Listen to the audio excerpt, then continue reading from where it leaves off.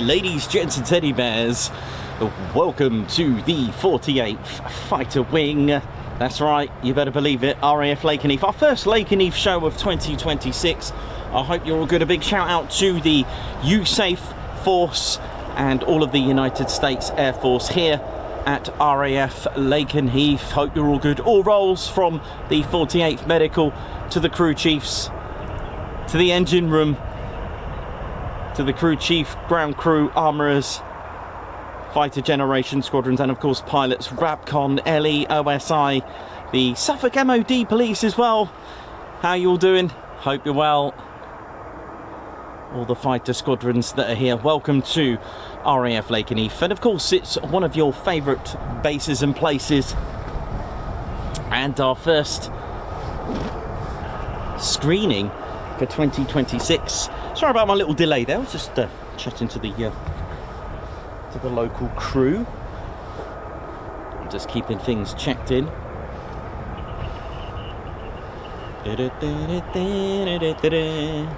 So my name's Nikos, I'm your cameraman, historian and commentator. This is our squadron leader Ted Coningsby on the controls. It's a bit warmer than yesterday. It was about minus 12.5 at Marham yesterday. A bit cold there, even for the top bear's fur there. But welcome to the home of the 48th Fighter Wing, the only wing of the United States with a name as well.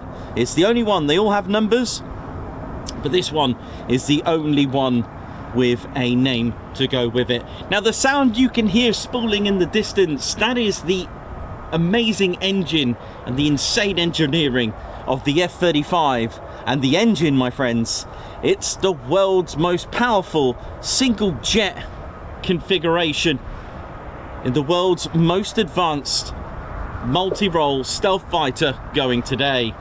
And that is indeed the F-35A. Now, we say USAF here, United States Air Forces in Europe, because it is one of 10 units of USAF. That's right. The 3rd Air Force, HQ in Ramstein Air Base in Germany. It's also the HQ for the United States Air Forces in Africa. That was our squadron leader, Ted Coningsby, on the controls. Keeping things sweet and neat. Hope you're all good and well. And welcome. And I have to say, the F-35A is one of the most advanced, or is the most advanced going at the moment. It is an absolutely amazing aircraft. We'll talk to you a little bit about stealth and all the attributes to the stealth amazing fighter. Happy New Year to everyone, and a Happy New Year to all the crew. Hope you all had a good Christmas, 48th.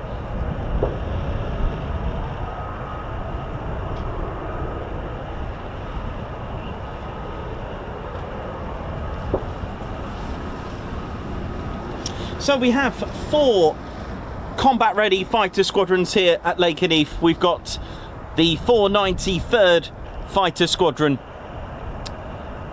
who fly the F-35A, and they're the latest and greatest to fly the F-35A in 2022. They are the Grim Reapers, the 493rd. I'm doing it a little bit different today on the intro, the 493rd. I could do it numerically, but as you can hear the F-35A in the background, that is indeed what they fly, the 493rd Fighter Squadron. Fear the Reaper.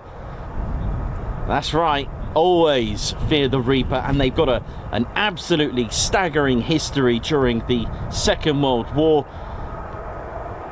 with their P-47 Thunderbolt. The next squadron to fly, making history for USAF as being the first USAF unit to operate the F-35A, was indeed on the 15th of December 2021, the 495th Fighter Squadron, who were inactive for 30 years prior. They hung up their fighter boots in 1991 and said goodbye to the F-111 Aardvark. They were indeed called the Thundervarks as their nickname, but 30 years later, coming back and joining the 48th once again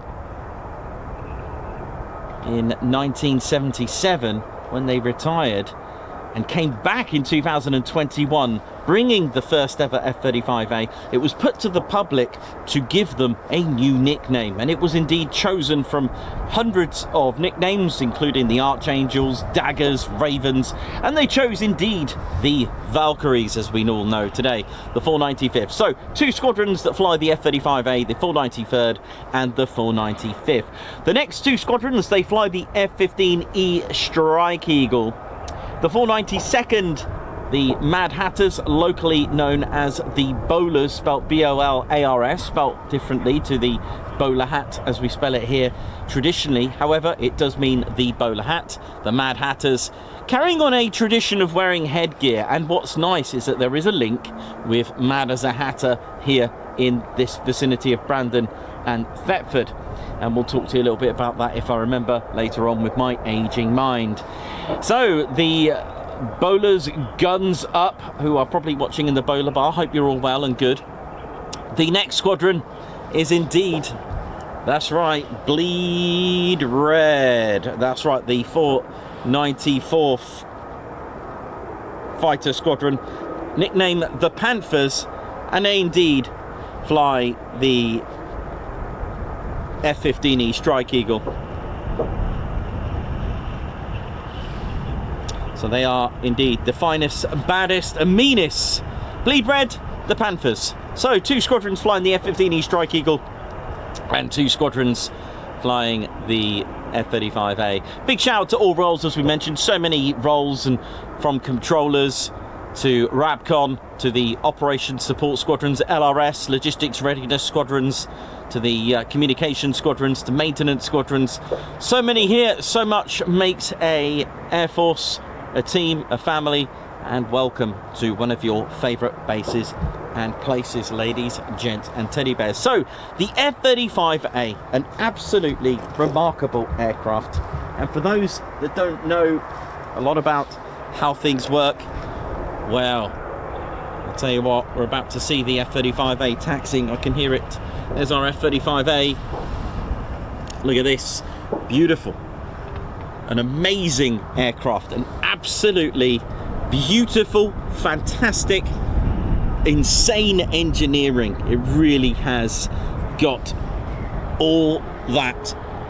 And if you don't, oh, I can hear an F-15 starting up as well. It is absolutely amazing. This is the wonderful F-35A, and the United States Air Force only operate the A variant. There are a B and C, of course, which both are flown by the US Marine Corps and the United States Navy, and with that in mind, you can see it here in the UK, the F-35B, and you can see that at RAF Marham, flying for the Royal Navy and the Royal Air Force. So our F-35A is the only one to have, of the three main variants, the only variant to have installed a internal cannon, a GAU-22A cannon, which fires a variety of 25mm rounds. I say a variety, you can get armoured piercing, explosive rounds, etc. It is powered by the wonderful 43,000 pounds of thrust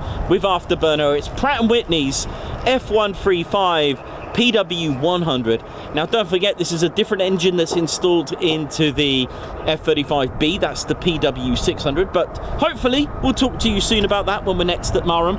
It can take 18,000 pounds of payload, 4 internal hard points, okay, and can also have 6 external hard points as well, along with external missile railings. Sounds like one has actually literally just shut down. But that's fine. So just quickly, while we're waiting, for those that like to know how things work, and you know, stealth, I mean, what does stealth mean to you? Stealth aircraft, what does that mean? Because there are a lot of misconceptions out there about stealth. It actually doesn't really mean invisible. You'll be disappointed to know that, but it will be detectable in some kind of form.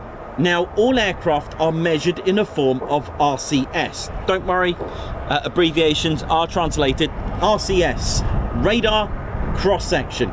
Everything, including you and I, will be detected in some form of radar cross-section. Detecting aircraft has been around since 1920s and developed into the 1930s. Now, first, I know there were sound horns that were listening in.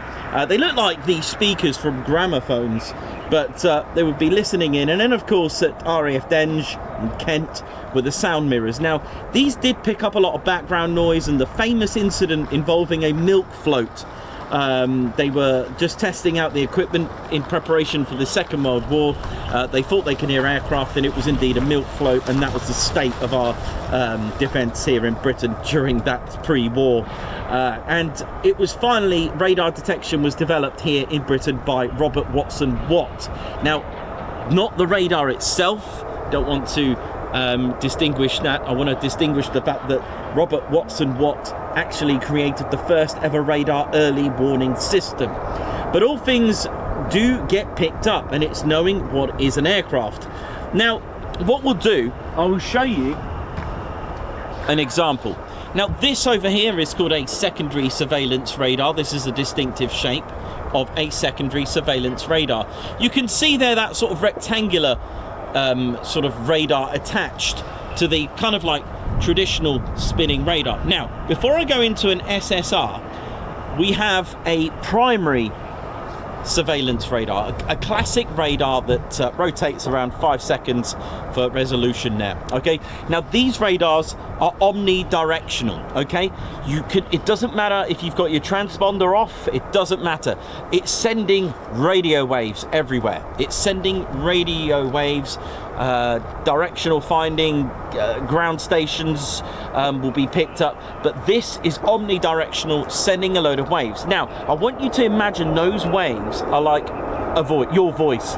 When you shout down into a well, when you shout into a cave, your voice comes back with the echo, right? Well, similar sort of thing.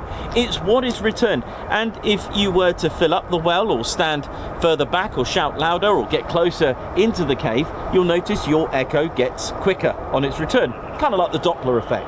Now, with that in mind, it's what's returned back. So what I want you to imagine is, if radio waves are like voices and it's waiting for that echo to come back, radio waves do kind of like the same thing. It's waiting for a return signal. Does that make sense? So it's sending all these waves in omnidirectional, waiting for them to come back. All right, whether it's picking up me, you, a helicopter, a bird, it's picking up everything. It's going to come back with something. It's filtering all this clutter out to distinguish what is an aircraft. Now, I mentioned just really quickly SSRs. Now, this is indeed a secondary surveillance radar. This actually uses a transponder. This connects to a transponder. We won't go into too much detail because here the influence is stealth. It talks, this is where a squawk code will go, etc. But just imagine this is a primary radar. So what does this all mean for stealth? Well, there are stealth bombers and stealth fighters. For stealth bombers, such as the B-2, their goal is to delay enemy detection for as long as possible. Now, the B-2s, they're not supersonic, they don't have afterburner, but along with but it does have a very minute radar cross-section, a minute RCS. Now, I want you to appreciate the design of a B-2 because it has everything. And you've got to remember all the developments from a F-117. The B-2 has it all, because I want you to understand the beauty of the B-2. They're not supersonic, but it's able to shrink the range of an enemy radar station, potentially opening gaps, getting that job done through radar defences and allowing the aircraft to slip through. Now, I want you to understand all these serrations. I want you to understand it doesn't have a stabilizer, it doesn't have a tail. You do away with the tail, there's nothing to bounce off. Now, you've got to remember the classics. Now, I'm going to tell you about stealth fighters like our F-35.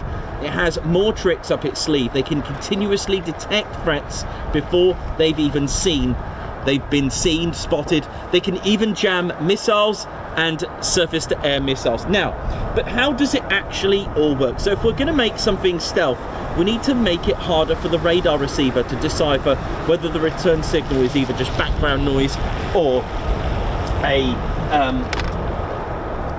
it is indeed an insect or a bird. Now, the thing is, radar likes heat signatures, radar likes metal, radar likes a lot of flat surfaces. Well, first of all, the F-35 is made predominantly of carbon composite, plastic basically, okay? Carbon fibers and lots of composite. So that's our first thing. But how about we paint it with radar absorbing material? In 2010, Lockheed, they put a patent out for a particular paint that had radar absorbing material called RAM, basically radar absorbing material. It's basically the way it works. It's got tiny particles of iron, and it absorbs the radio waves from radar. I mean, how cool is that? Okay, so the classic scenarios for returning a signal is basically you don't want a lot of flat surfaces, okay? So first of all, radio waves are going to hit along here and get absorbed, most of them, all right? So radar absorbing material will help. So that's another benefit of doing that. Secondly, okay, you got to think about the angle of reflection equals the angle of incidence. So 30 degrees here, bounce over the other side 30 degrees, okay? Remember that. Now, if we take our good old F-16, you're going to see a bit of a problem here. Now look at the 90-degree angle between the elevator at the back and that stabilizer. That is going to cause a high radar cross-section. The other thing as well, the way radar works, is the fact that the F-35 has a lot of serrated edges. Everywhere you look about the serrated edges around the F-35, even on the nozzle, serrated. The weapons bay, serrated. Landing gear, serrated. Everywhere you look is serrated. Why? Well, let me show you a demo. Let me show you why that is important. So if I show you this will all make sense. Here we go. So if we didn't have any serrations, there's our radio wave. Bang, thank you very much. Here on the serrations, it's going to bounce everywhere and not return back to the ground stations, okay? The other thing about the F-16, as I mentioned as well, you want to avoid that. So that's why the B-2 doesn't actually have a stabilizer. It uses differential thrust. So the left thrust and the right thrust, both engines work independently. Now, the nose, another one I spoke about as well. But before I talk about the nose, just really quickly, actually, let's do it. The nose on an F-16, is basically beautifully round. Now, you probably think it'll bounce away the radio waves, but if it catches it just right, it will actually go all the way round again, which is why a characteristic of a stealth fighter has a ridge from the point all the way to the very start, or right in that corner of where the inlet is. Now this bump here, another beautiful design. Let me show you something. So our F-16 here has the intake underneath.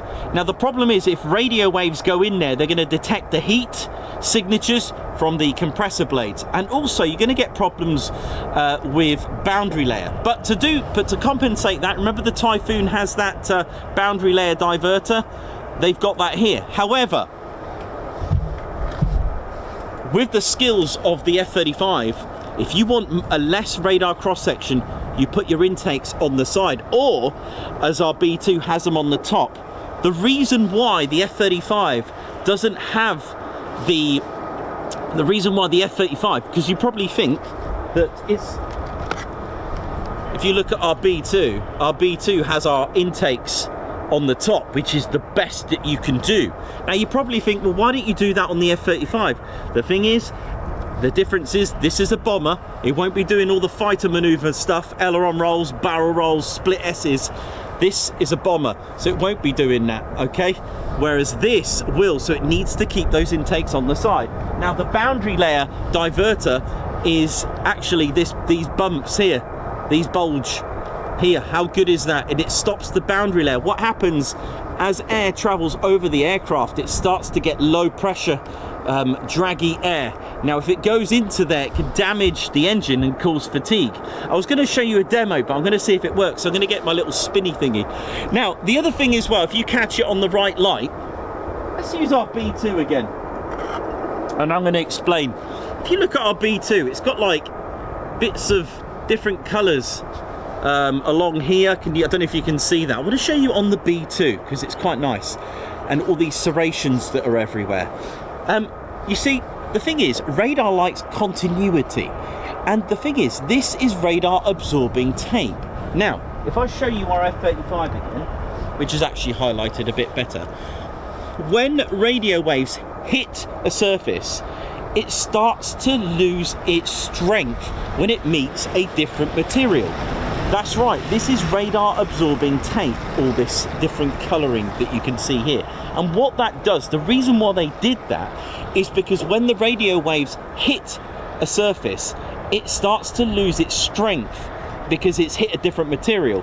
If it didn't have the radar absorbing tape, it'll be classed as the same material, and radio, it's just the way radio waves work. I mean, how fancy, you can see it nicely there. Look at all these serrations. It's just going to bounce everywhere. So what I'm saying is that radar cross-section is important because it can be seen or unseen as just clutter. So what stealth is something that's really difficult to cipher, difficult to identify. That is how stealth is done.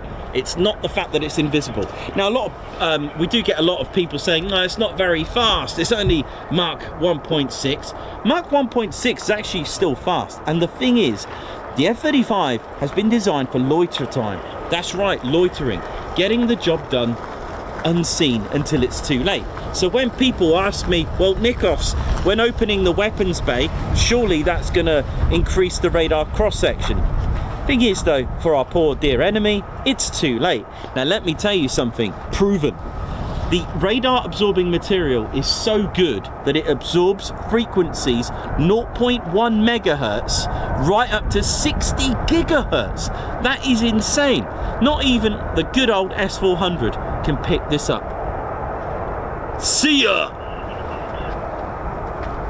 Now, just really quickly, underneath you've got here this beautiful, now on my F-35B it's clear, you may see this sort of glass window, sort of hexagonal polygon window underneath.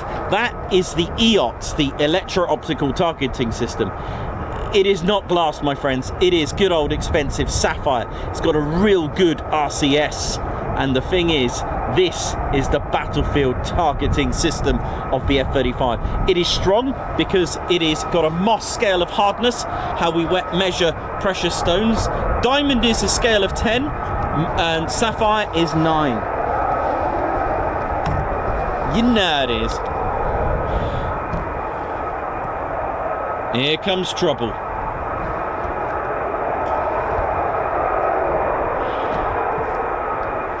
So now you know a little bit more about radar cross-section. So you've got to remember that the B2 has those intakes on the top, doesn't really need them on the sides for manoeuvrability. I mean, take the F-117 with the V-tail, and it can act as both rudder and elevator. I think there's something like a Cyrus S5 has that as well.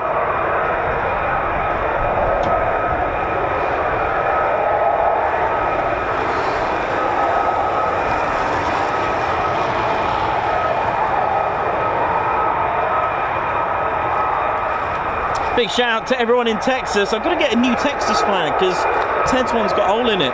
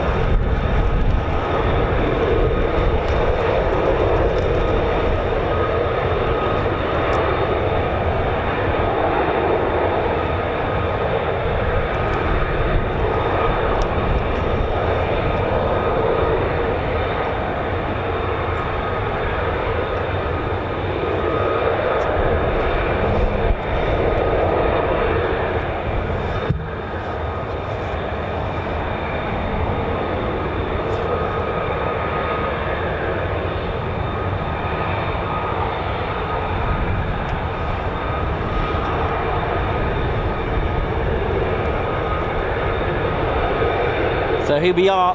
So the F-35s are parked on what's called an EOR, end of runway. And there are 4 in total. You can fit 6 fighter jet size aircraft on each EOR. There are 2 for runway 23 and 2 at runway 05. So both north and south.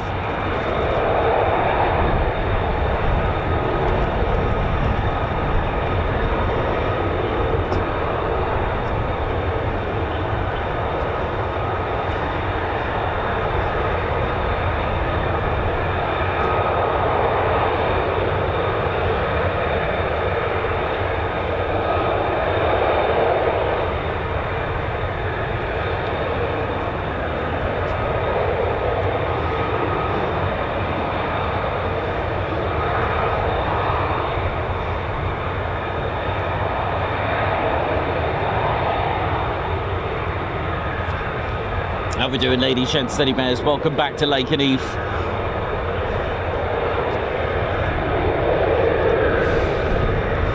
And of course, big shout out to our spanner flight, keeping things sweet and neat in the chat room. Don't forget, this is a military aviation channel. We love our aircraft. We love to come and enjoy the noise. We love to enjoy the aircraft. We love to admire the work, the airmanship, the ground crew, the way it's all managed by air traffic control, talking about all the history. Nothing else. Anything else is left behind. And a big shout out to our spanner flight doing that. Thank you very much.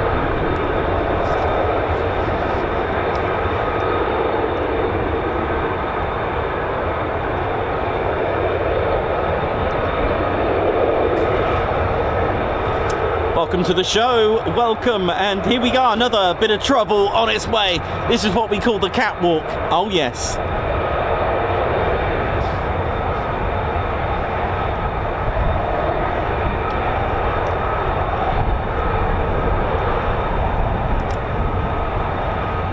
And of course, don't forget to keep things going. The pilots would have done their checks. It's time for you to do your checks as well. Don't forget to hit that like button. You've been cleared for a start up on the like button. Give us a thumbs up and do join us. Do hit the like button. Oh yeah.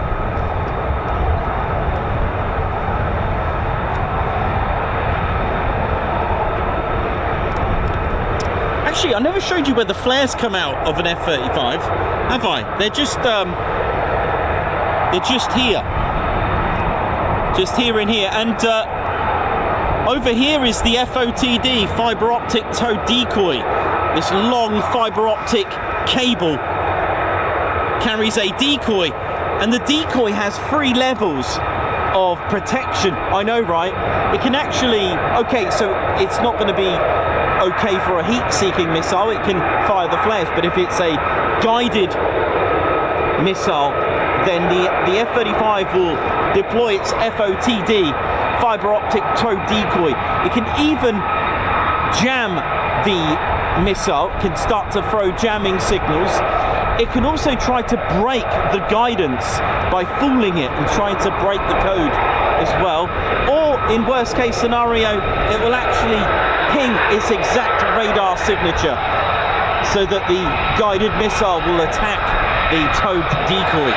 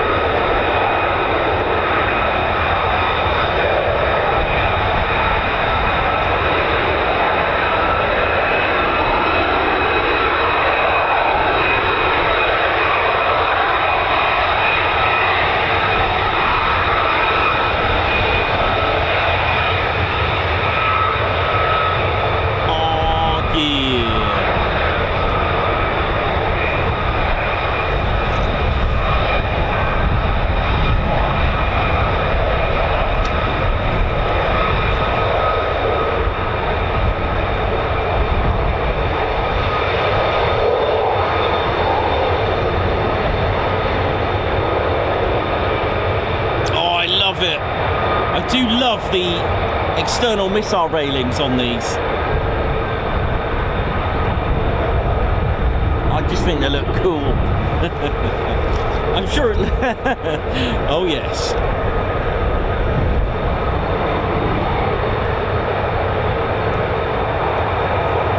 Rack 'em up. Oh yeah.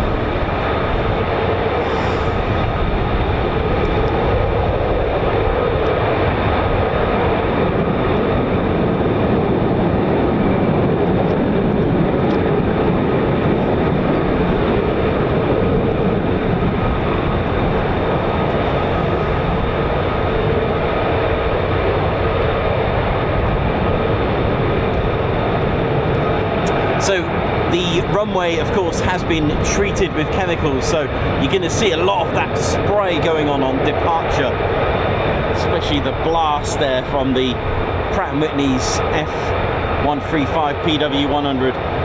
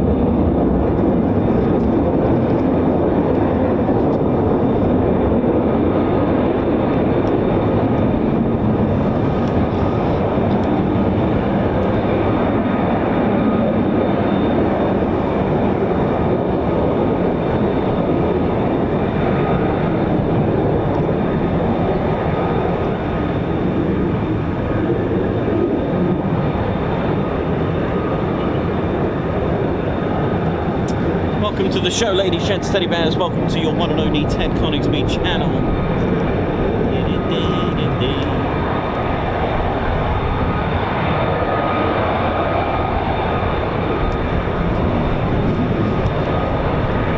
Tell you what, it's a bit of a cold one today.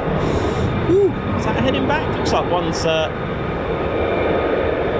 one's heading back.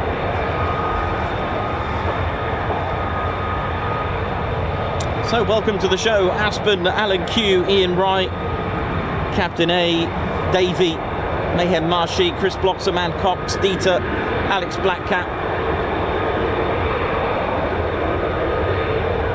EP65 radio, how's it all going? Debbie Solkin, Alex Blackcap, Bat Purple, Dr. DR from Scotland, Williams, Margot Baxter from Scotland, João Guerra watching from Portugal, Colin Patterson, welcome to the show.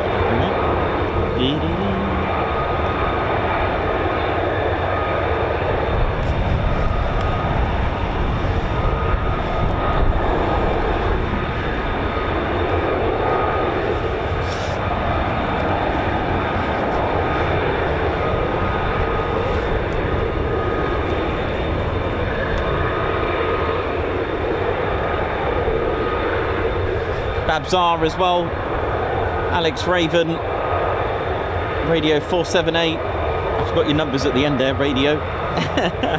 Hope you're all good and well. But here we are.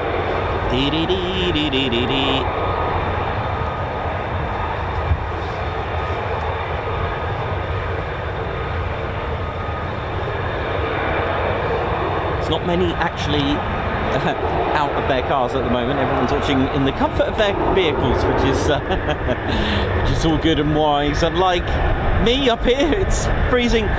You're tuned. Well, we're here from the official aircraft viewing area, or also known as the bird watching area. Here we go.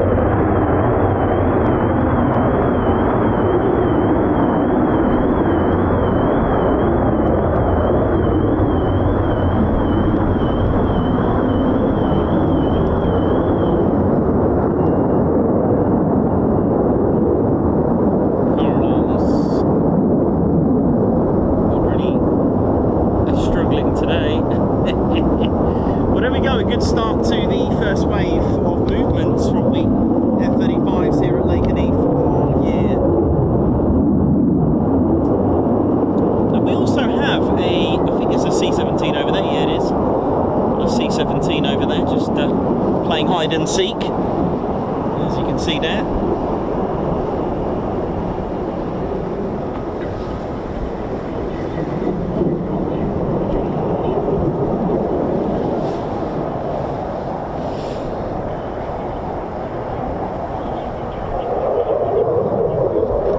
Fritz, welcome to the show. Dr. G, Davey, Debbie Brooks as well. Oi, oi. Mayor Marshy, welcome to the show. Hope you're all good and well.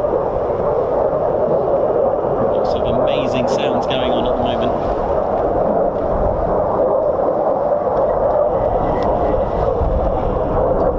Tell you what, a bit breezy up here.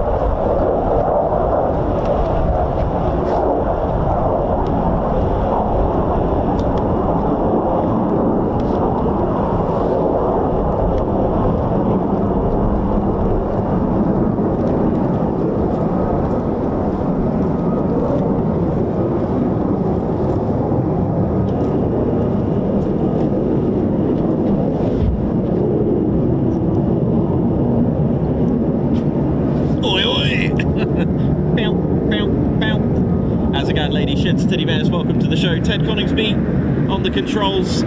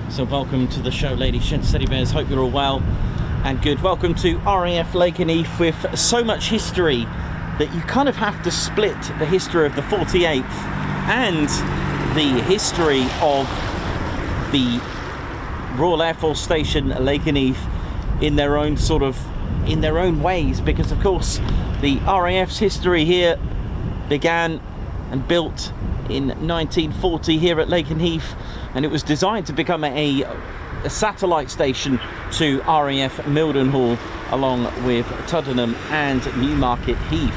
There are some, it's part of a tri-star base, as they call it here, a tri-base system, with RAF Mildenhall being just 5 miles in the direction of the backwards crow flying in this direction. And this combined together is called a CMATS, combined military aerodrome zone. So they combine the two together. So with that in mind, the air traffic controllers, known as RAPCON, Radar Approach Control, of the Operations Support and Communication Squadron, they're all here at RAPCON doing a wonderful job in the tower here, and they manage both Mildenhall and Lakenheath together in what's called a CMATS. It's kind of like a 5 mile combined sort of zone, a military combined military air traffic zone. So that's all combined together to be managed by Lakenheath's 48th Operations Support and RAPCON teams, their communication squadron there. So they will guide aircraft from 0 to 20,000 feet. So basically from surface to 20,000 feet, they will look after them from there, giving them a sort of like a radius of 60 miles as well. And there is, like I said, a tri-base. So to my 5 o'clock is RAF Feltwell. Now it's no longer a flying station. So that's the AWCU doing a few checks. Sometimes we get to see them in action with various flags. AWC, that's Airfield Wildlife Control Unit, also known as the Birdman. They have various coloured flags from white, black, red and yellow, whatever works. Flares, a rifle, a flare gun. They can play distressing sounds, pre-recorded as well. They can use the vehicle to chase birds away or other forms of wildlife on the runway. There's also wing safety. You may see like almost like a pickup truck, almost like a Ford Ranger go up and down. I'm not sure familiar what car it is, truck it is, but it goes up and down. That's part of wing safety here at Lakenheath as well. But together they will do what they can to manage nature, which you're not going to win, but you can certainly do your best to control it in the interest of safety. So doing their checks up and down, you'll see them drive up and down doing the checks. It is a vast runway, nearly 10,000 feet, about just over 9,000 feet. Lakenheath's massive runway.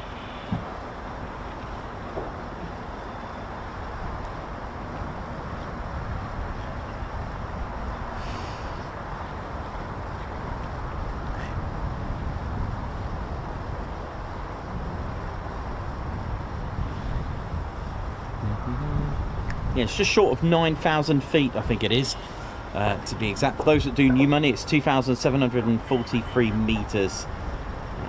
So yeah, a good 9,000 foot runway. It's quite vast, just like Mildenhall. And don't forget, it was designed to be a support station for RAF Mildenhall in the form of a satellite during the Second World War. They had two operational squadrons here of the Royal Air Force. It was indeed the 149 and 199 squadron who were here. There was also 20 operational training unit, with the first to touch down here prior to their arrival. They came all the way from Lossiemouth in 1941, in the early parts of 1941.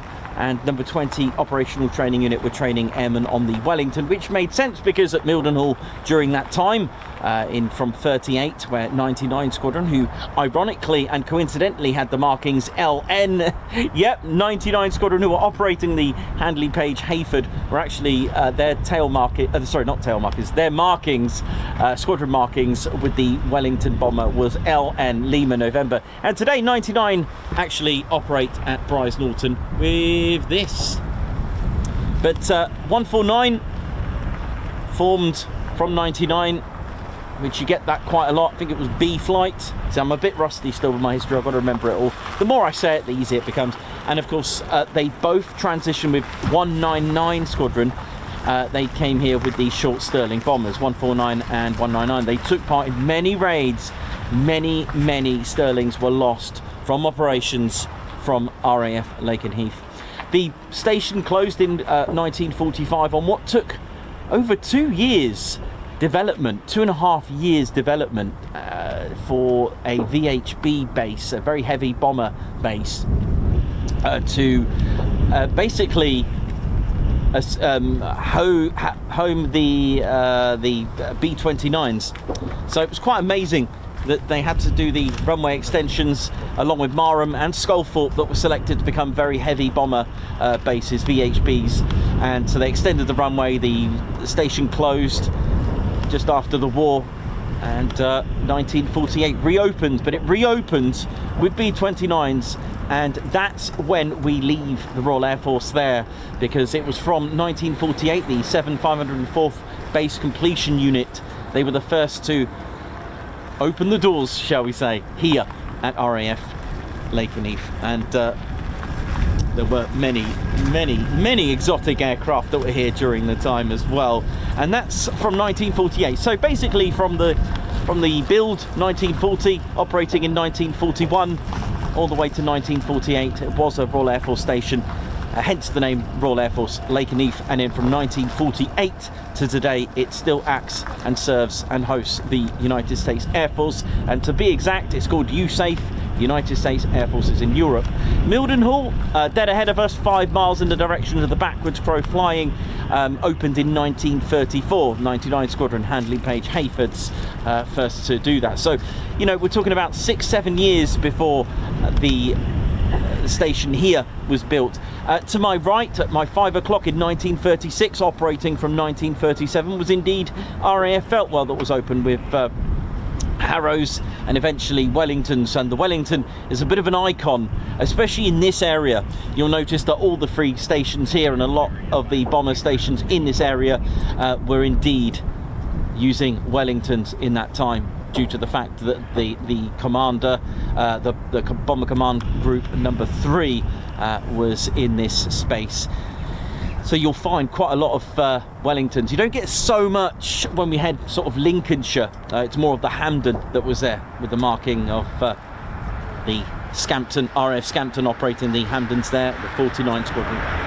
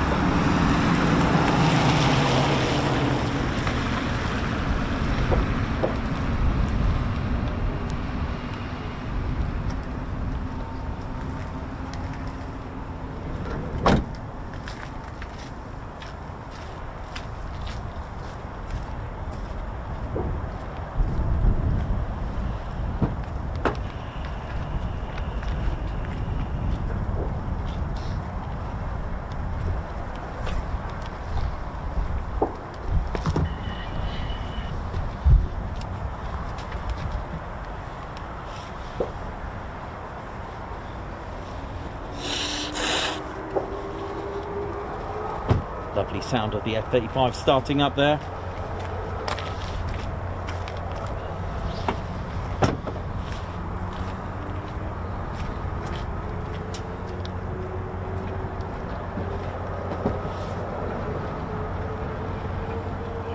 And of course an F-15 has just started up as well, the legendary F-15E Strike Eagle. First flight of the Strike Eagle, 86. When operational in 1989.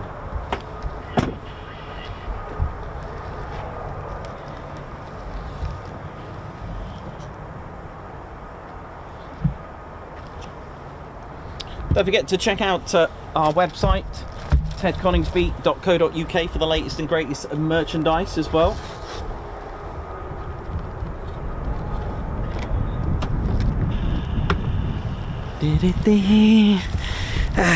I'm all wrapped up. I'm going to wear my bomber jacket soon, my A2 jacket soon, but not yet. It's a little bit chilly for that. But welcome to the show, ladies, gents, and teddy bears. Woo! It's a bit breezy up here. It really is. Welcome to the show. And as I said, you've got to really split Lakenheath. Actually, you could actually split Lakenheath into three parts. The actual history. There is a bit of prehistory here. Why there's sand here at Maid's Cross? Why there's all these craters? You know, there's the prehistory. There's the RAF history, and of course we've got the 48th as well. What I'll do, I'll give you a bit of 48th history. I'm going to mix it up every time because it's a lot better doing it that way.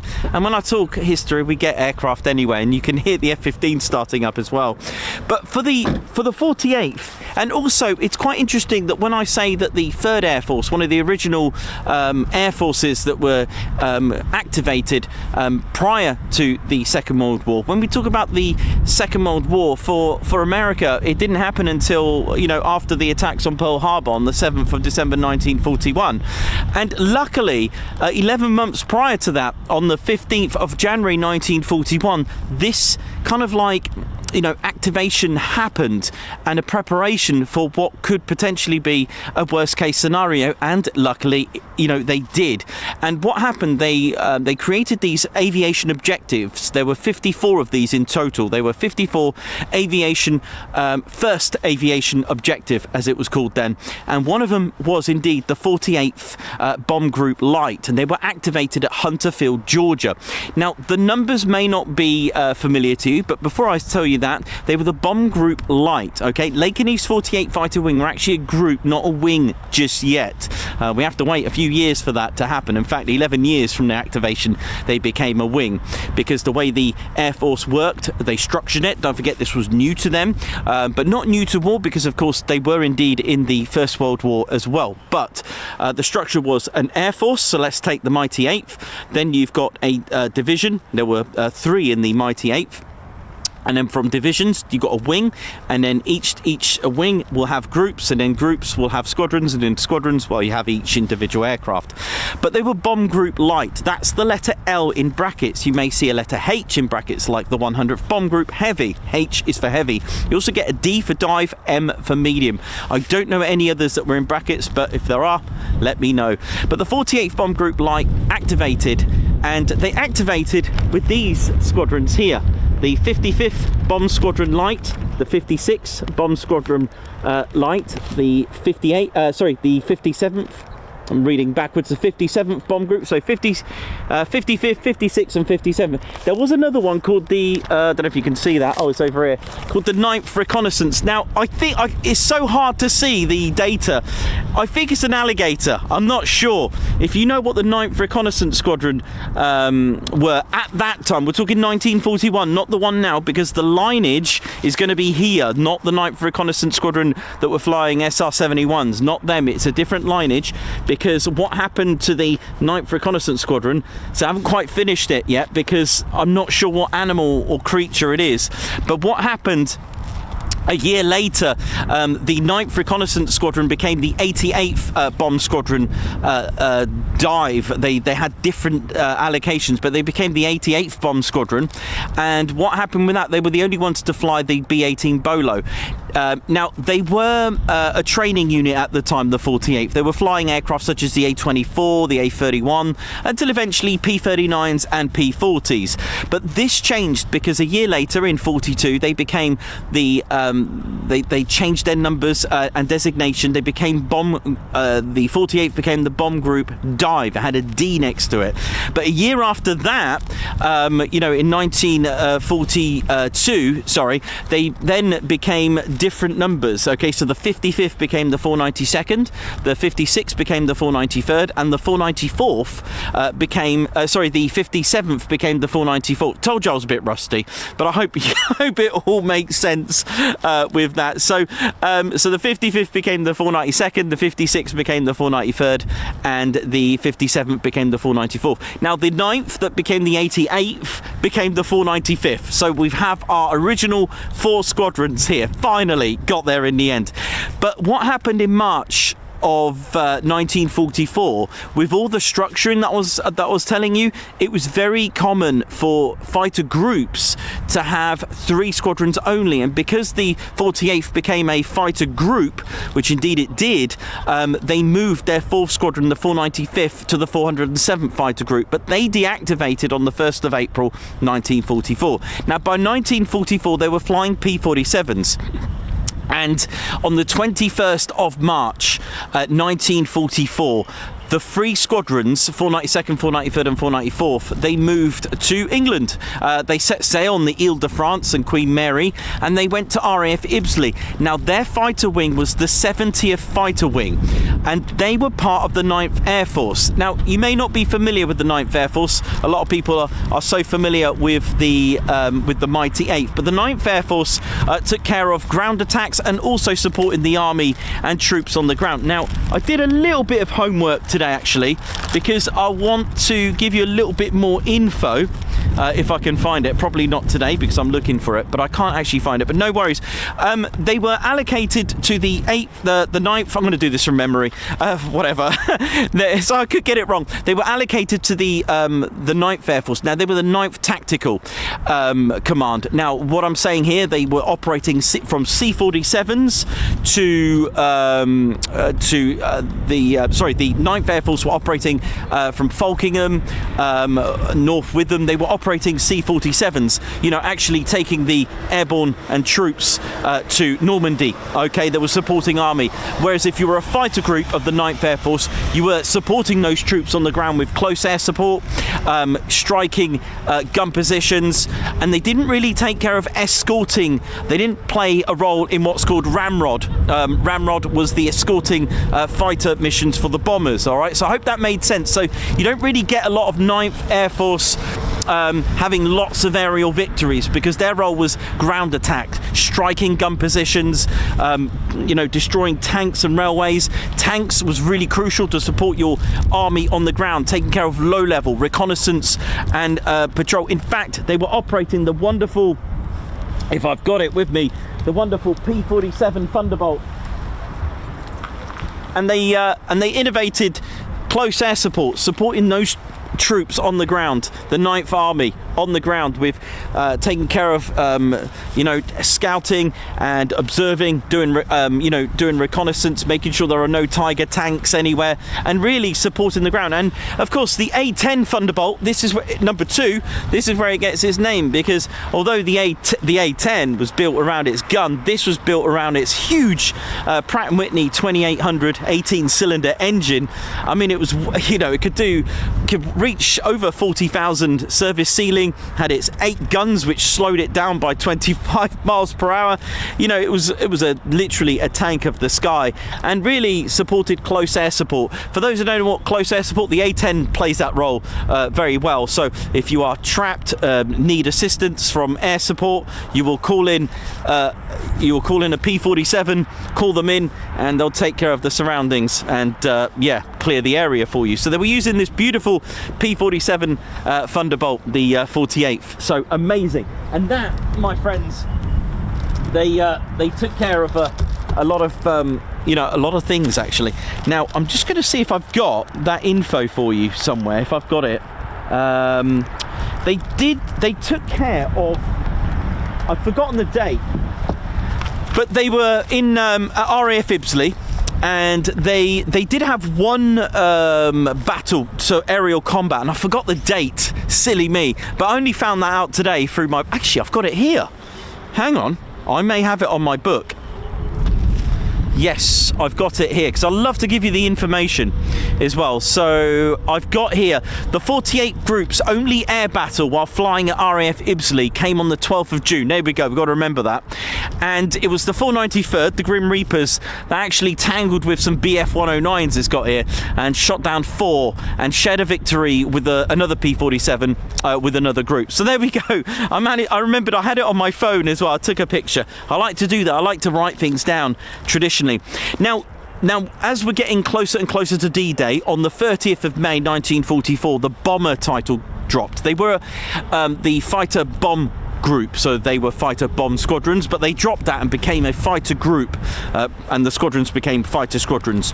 And of course, on D-Day, all that training was put into action, and the thing is, they actually did eventually, they did move to France after this from D-Day, but all that training, they bombed gun positions, destroyed vehicles, railway lines, visual reconnaissance, and carried out close air support for our army. Of the 14,000 sorties for that campaign, 2,000 were done by our very 48 fighter wing, but of course they were a fighter group at that time. Now, as early as the 18th of June 1944, they actually moved to France. That's how successful D-Day was. They moved to Dujemu, and on July 1944, the 48 carried out airstrikes, helping the First Army break through the German positions at St. Lo, bombing tanks and gun pods, and eventually they moved to Cambrai, and then moved to Belgium's 10,000-foot runway, which, watching videos, the 48th loved. It was called St. Trond on the following month. They supported Operation Market Garden in September 1944.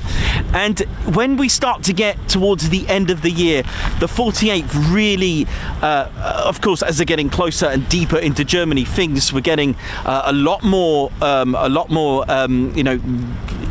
gritty, shall we say. Troops of the 9th Army were pinned down in Jülich. They were stuck by a soccer field, and it was our very own Ed Cottrell, bless him, bless his heart, he passed away last year at 103 of the 493rd.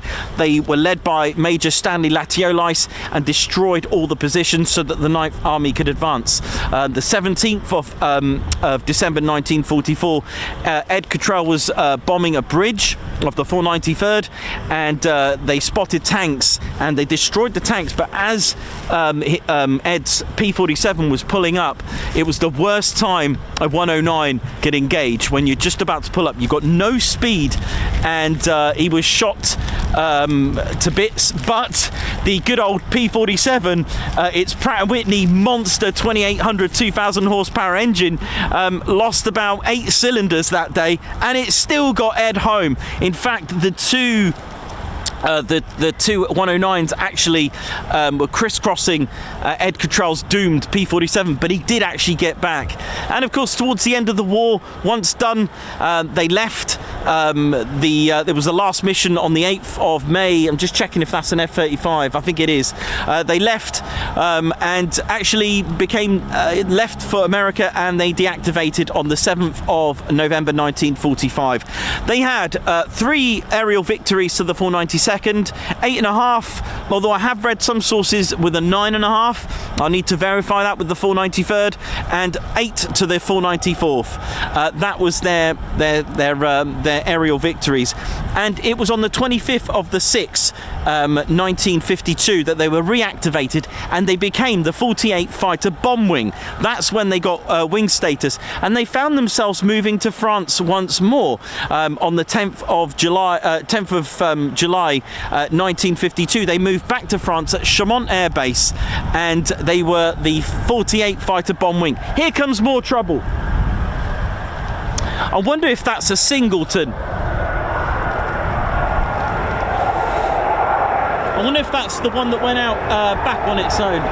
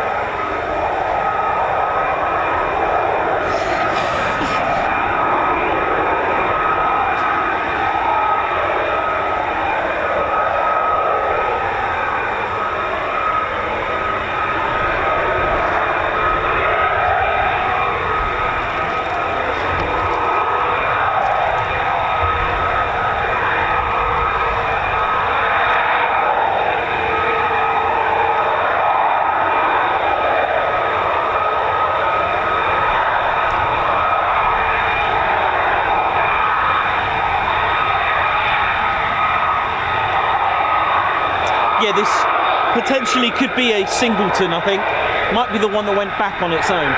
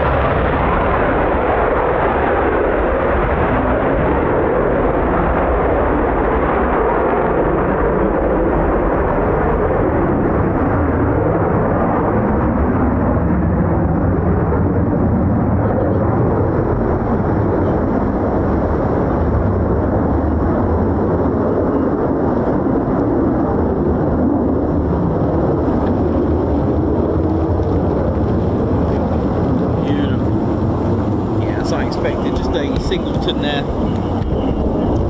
So yeah, the 48 find themselves back in France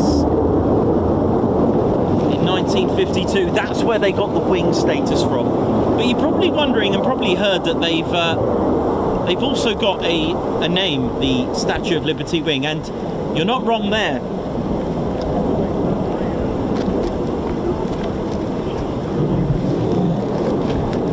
So while they moved to Chaumont Air Base in France, they actually operated their very first ever jet aircraft. It wasn't supersonic, but it was indeed the F-84 Thunderjet. And here it is, our little F-84 Thunderjet there. There's our Thunderjet. Look at that, a little beaut, isn't it? A pretty beautiful little aircraft. And they were operating this for a brief time. And in 1953, with these, they actually, with the 492nd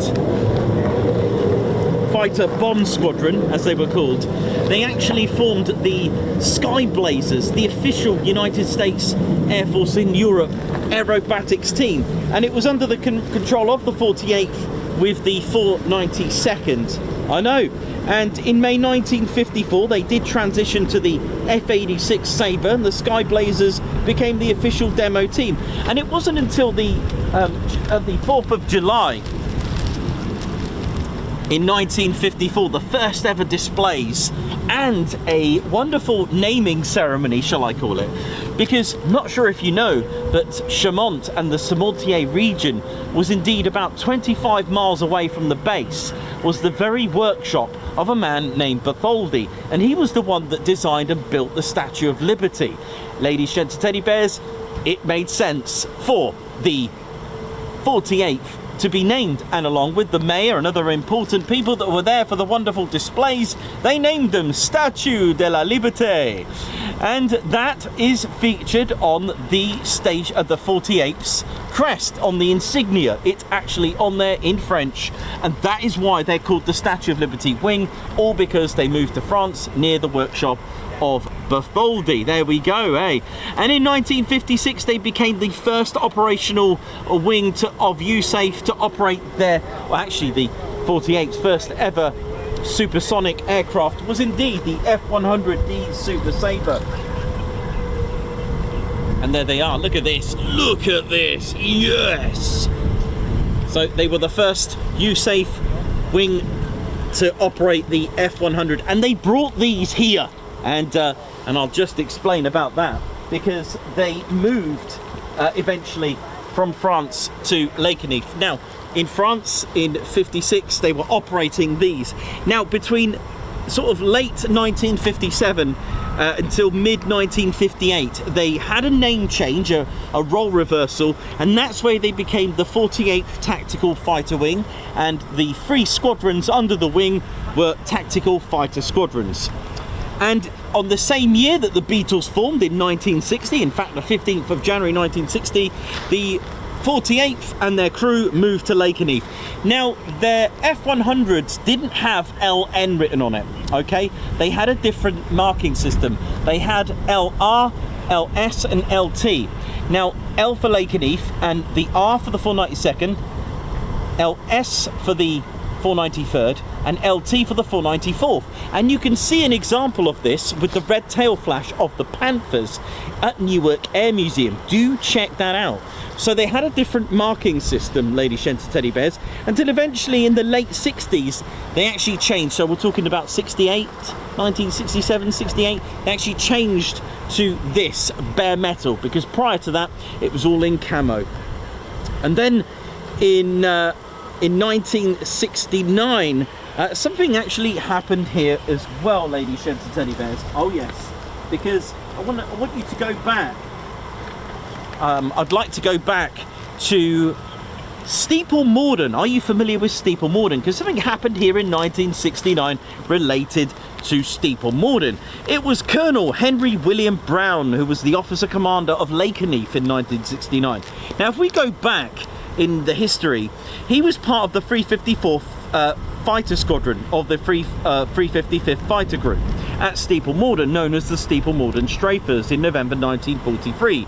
He flew a P-47 with 4 kills, and also a P-51 Mustang named the Hun Hunter Texas with the markings of the squadron, Whiskey Romeo, and his aircraft had Z on it. On the 8th of March in 1944, he destroyed 3 Ju-88s. Oh, thank you. Talk history, get aircraft, thank you. Our first, I forgot we got arrivals. Gentleman has just reminded me. God, look at that moody sky down there.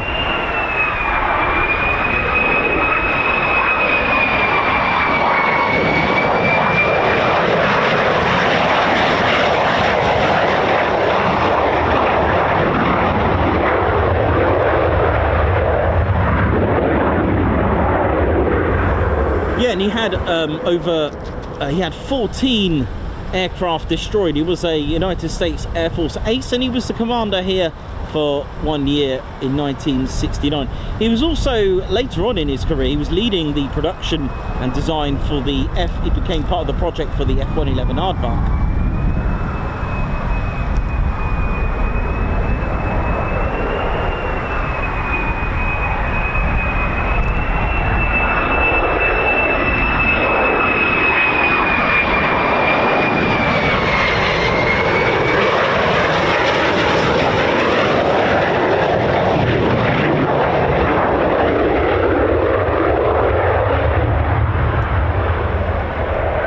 Thank you. Thanks for that.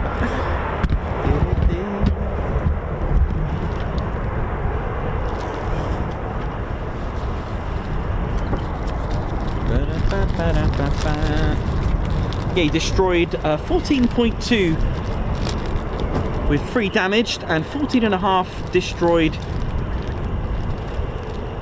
on the ground as well. So amazing there.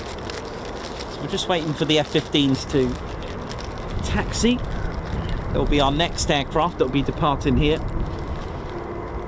And you can hear them starting their engine. You can hear the engine starting up there. That's the Pratt & Whitney's F-100 PW229s. So from F-100s, they changed aircraft in 1972 to the Phantom, which I have here, the F-4s. For those that love the spook, here we go. They were ex-Vietnam F4s, here they are, for those that love the spook. I'm going to look behind me, see if there's any more. So they had the Phantoms for just 5 years. Now, in 1972, they changed the tail code system with the different letters for the squadrons. They changed it to LK, but in 1973, they did indeed revert back to the one that we know, or not revert back, sorry, they reverted to LN. There we go. And in 1977, 2 things changed for Lakenheath. They indeed switched aircraft. They changed to the F-111 Aardvark.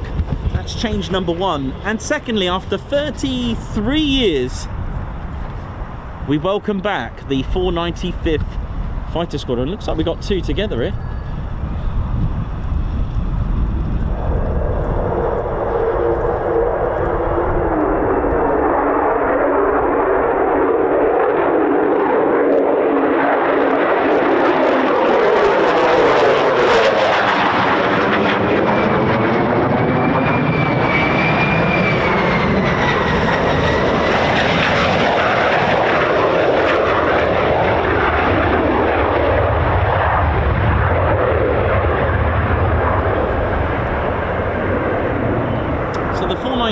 After 33 years of being inactive, arrived with F-111 Aardvarks, and they became known as the Thundervarks.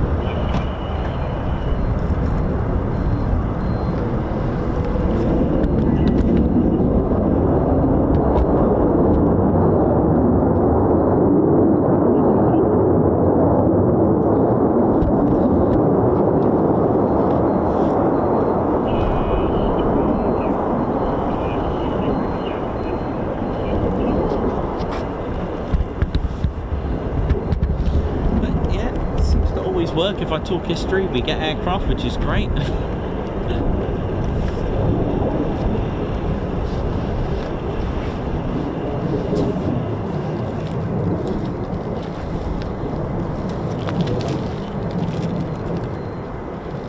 And Lakenheath were involved in Operation El Dorado Canyon, at the time, the longest combat raid of its time, around 14 hours. On the 14th of April 1986, involving 24 F-111s of the 48th Tactical Fighter Wing, EF-111s at Upper Heyford for jamming, for electronic warfare, and of course the US Navy with A7, A6 and F-14 Tomcats, and KC-135s as well, and other tankers. I'm trying to think if the KC-10 was involved in that, but sadly, although the raid was successful, sadly we had the loss of one F-11, which sadly took the lives of the crew of Karma 5-2.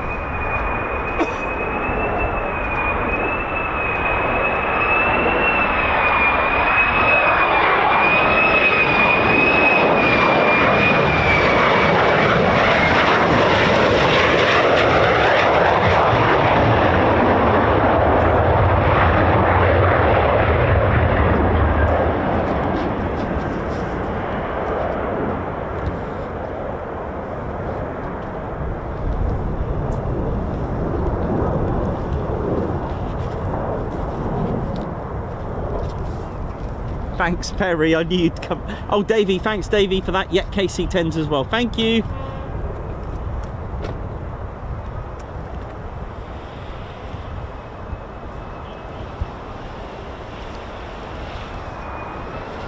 I told you I was a bit rusty on my history at the moment, but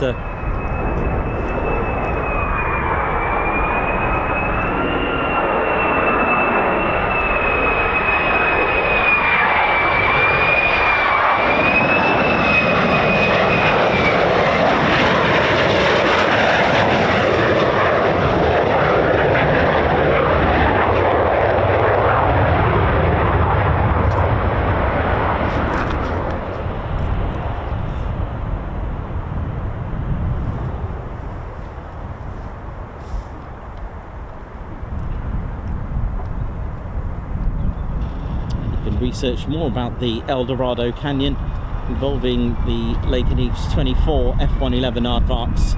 Of course, as mentioned, not forgetting the US Navy as well, and the Upper Heyford's EF-111s for jamming.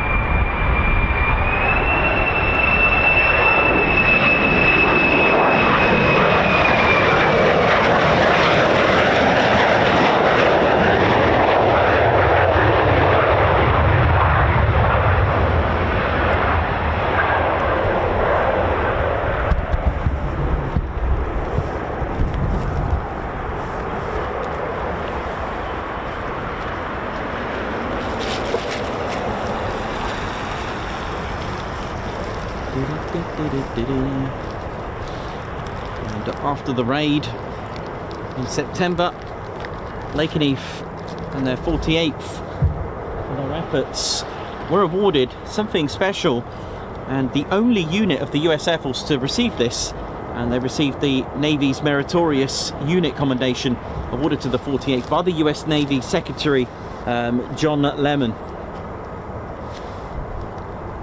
And it's the only United States Air Force unit to receive this. 1991, no, finally again the 495th became inactive again, and this time we didn't see them for another 30 years, but we all know what happened then. They brought with them on the 15th of December 2021 the F-35A, which we've just seen landing now. But before that, it was of course the retiring F-111s, and the 48th dropped the tactical title and became the 48th Fighter Wing. And in 1992 they started to receive the F-15E Strike Eagles with the 492nd and the 494th. The 493rd started to receive the F-15C in 1994 and eventually marrying that up with the F-15D model.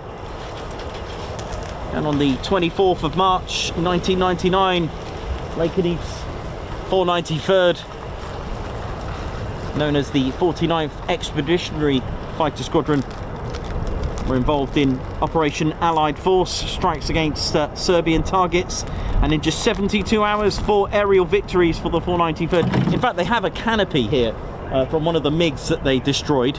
Knife 1-3, Edge 6-1 and Dirk 2-1 with 2 MiG-29s to their name. And I have the very aircraft as a model, Dirk 2-1's aircraft.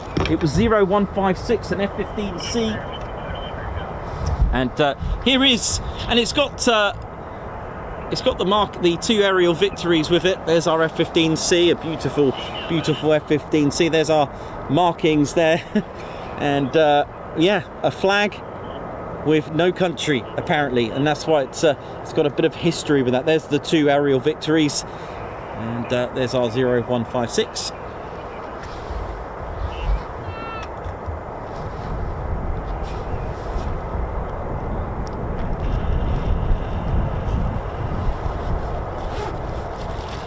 And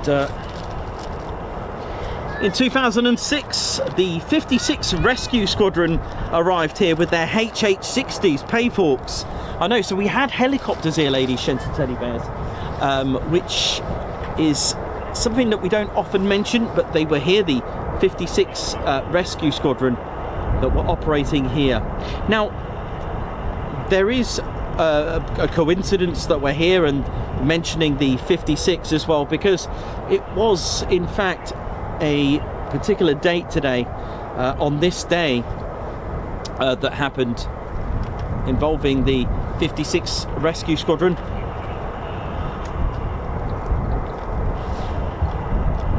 Another aircraft coming now. It was on this day, it's the 12th anniversary of call sign Jolly 22, along with the lives of the personnel that were lost on training. And they were, of course, a rescue squadron imitating a crashed F-16.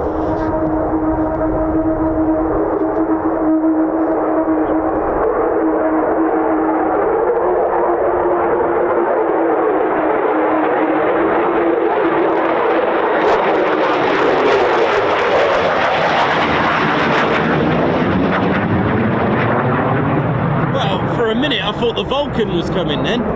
Goodness me, that had a bit of a howl, didn't it? Well, it may not be exact, but that'll do to bring back memories of our good old Afro Vulcan.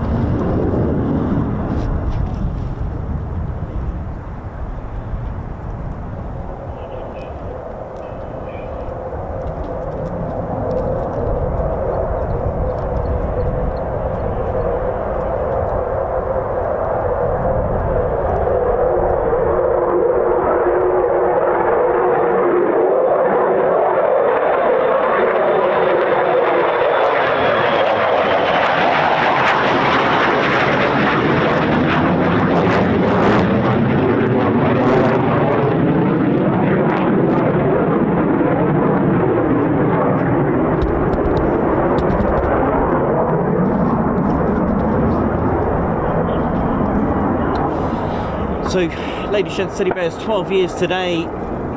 4 crew sadly lost their lives off the 56. Training so that others could live. Lest we forget Captain Sean Braun, Captain Christopher Stover, along with Special Missions Aviators Tech Sergeant Dale Matthews, Staff Sergeant Afton Ponce. Jolly 22 will never be forgotten. In 2006, 57th Rescue Squadron also joined as a second rescue squadron with the HH-60 Payforks as well.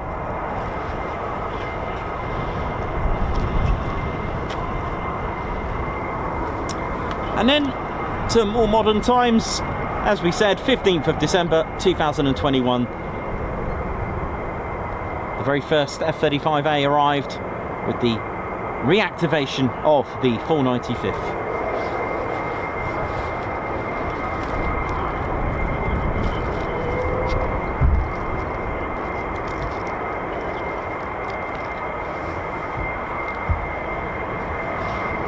Okay, now here comes an aircraft that many of you have it as your favourite, the F-15. This variant is the F-15E Strike Eagle, the legacy of the F-15 going back to going back to the 60s if you want to count the designs and production. Here we go. Oh wow.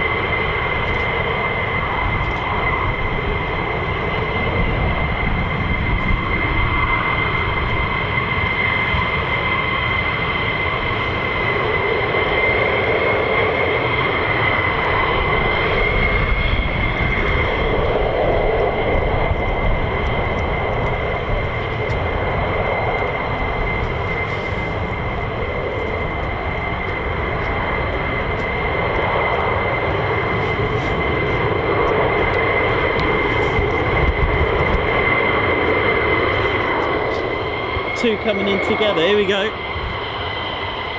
Two together.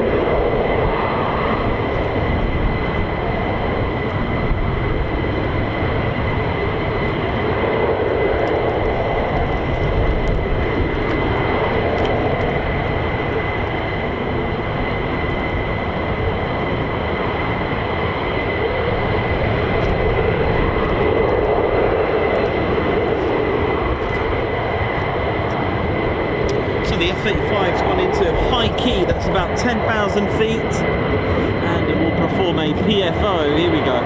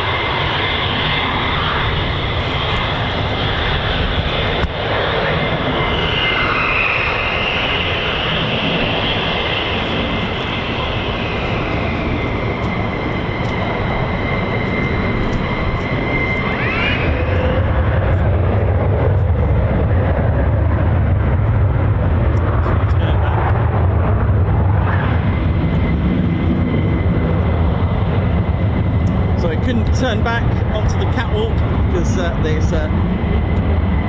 catwalk's busy, so it's been instructed to use that.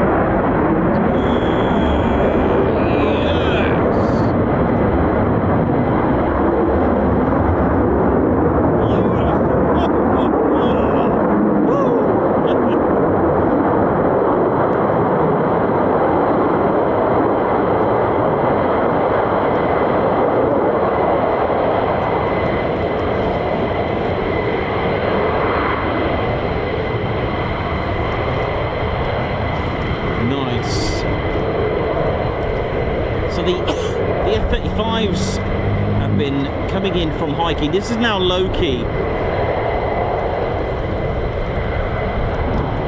or at least into downwind anyway on base. But they've been doing PFOs, precautionary flame outs, to simulate a flame out. At the end of the day, if you've only got the one engine and it flames out, gravity is now your enemy. So it's not a stall, completely the wrong word to use. It is a flame out. The engine's still running, but it's just not combusting the fuel. Now, you can't really inject more fuel. You'll end up probably flooding it.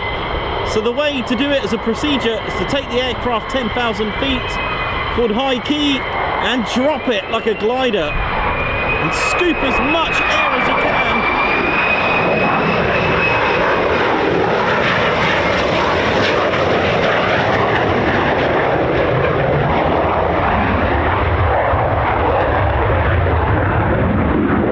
Nicely done.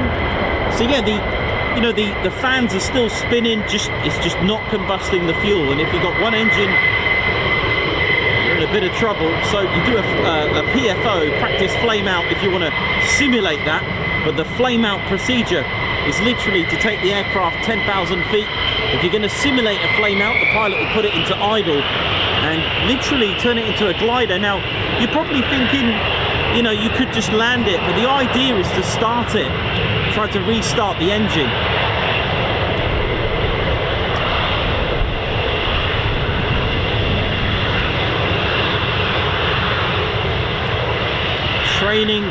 Training. To be a good pilot, you're always training, but to be a military pilot, you need to be the best. Different level, as you would imagine.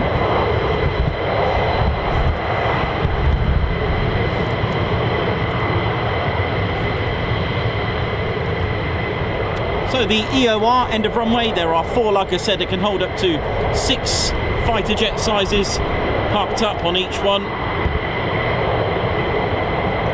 We've had it so busy it looked like the M25 at one point here.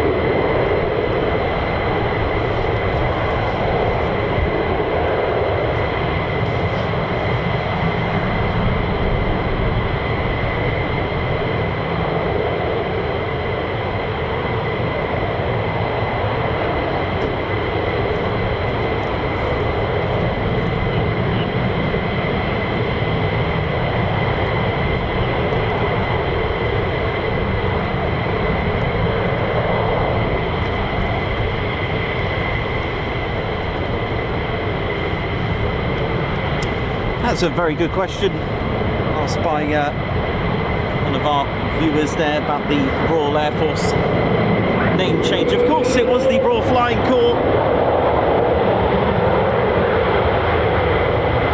Right up to the 1st of April 1918, it was the Royal Naval Air Service that merged with the Royal Flying Corps. A decision and a letter proposed by Sir Hugh Trenchard, and it became the Royal Air Force on the 1st of April 1918.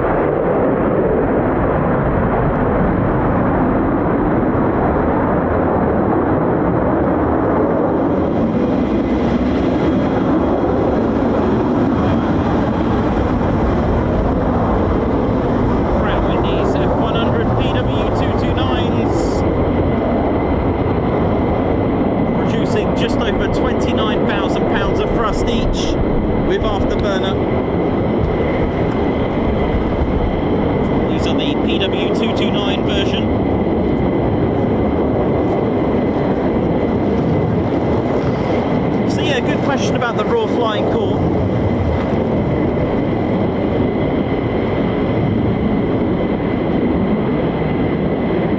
Which existed from the 13th of April 1912 to the 1st of April 1918.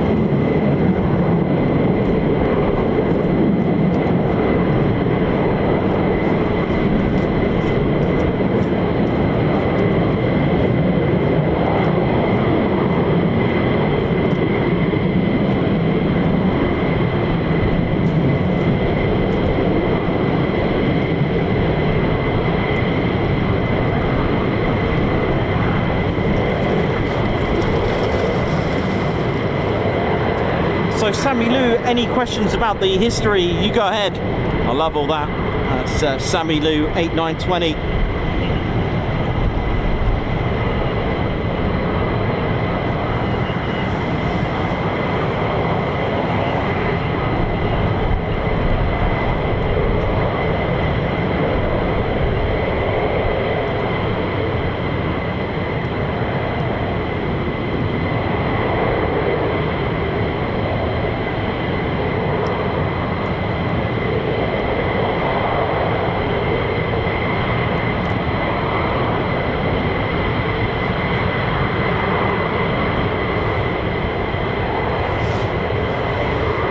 The legacy of the F-15, as I've mentioned several times,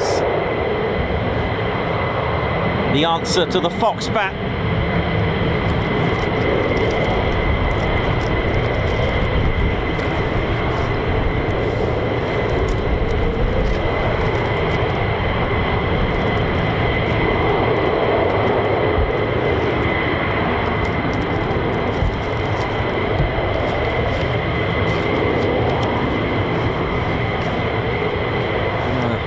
An aircraft that's broke an 8 time to climb world record, January the 16th, 1975, climbing to 98,425 feet in just 3 minutes, 27.8 seconds, and then why not coast it off to 103,000 feet.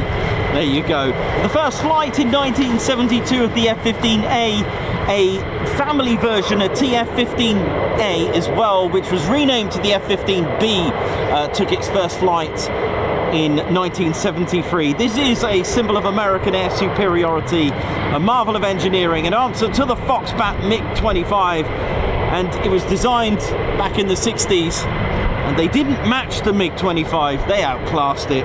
An aircraft that in 1983 landed with just one wing. An aircraft in 1985, along with Major Wilbert Doug Pearson, were the only air-to-space victory. I know, right? It took out a satellite out of space. Took out a Solwind P-78-1 satellite. It was only going at 17,500 miles per hour, this satellite, and it was above 300 miles above Pearson's F-15. You know how it is.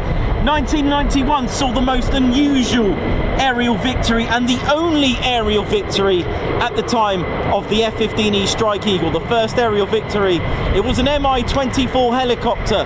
It didn't use a missile, it didn't use the Vulcan cannon which fires 6,000 rounds per minute. Nah, it used a guided bomb, a guided GBU-10, and it went airborne, and it was lucky for the Green Berets, the special forces that were on the ground. They were pinned, and this was locked on while it was on the ground and took off, and it got it. So it's managed to get the most unusual aerial victory on Valentine's Day using a 2,000-pound guided bomb on the 1991 during the Gulf War. It's carried out a full spectrum of missions. It's got EPAWS upgrade.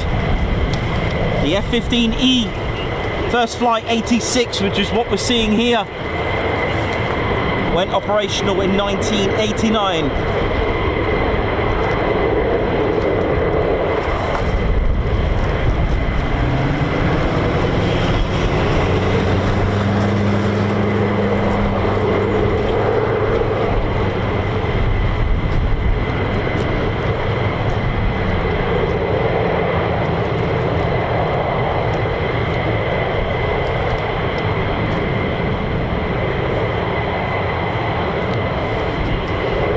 Now, do these have the F-100 PW220s at 22,000 pounds of thrust, or is it the PW229s?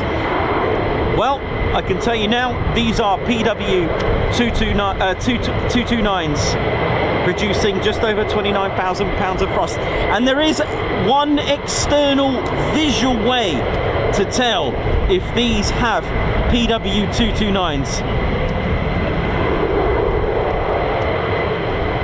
Because of the extra thrust and power that these produce, there are additional intakes which sit under the aircraft, hugging the conformal fuel tank. Now, I know I've got an F-15C here in my hands, but I can tell you what to look out for. I don't know if you can see that very well. There are two additional intakes that sit just under here. They stick out, and when the F-15 is head on, you can actually see it.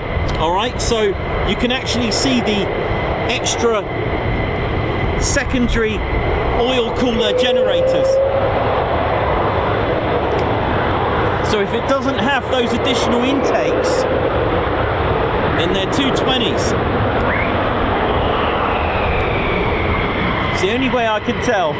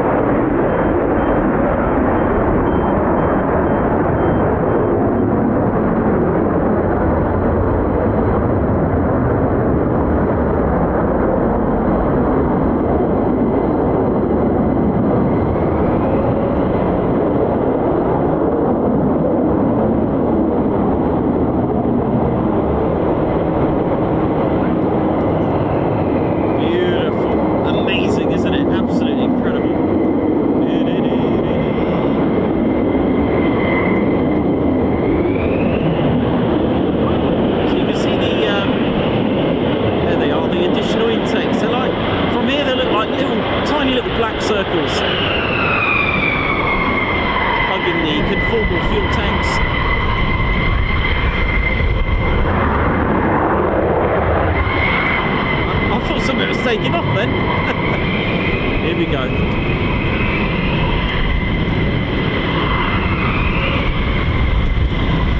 Oh, that wind's picking up, goodness me.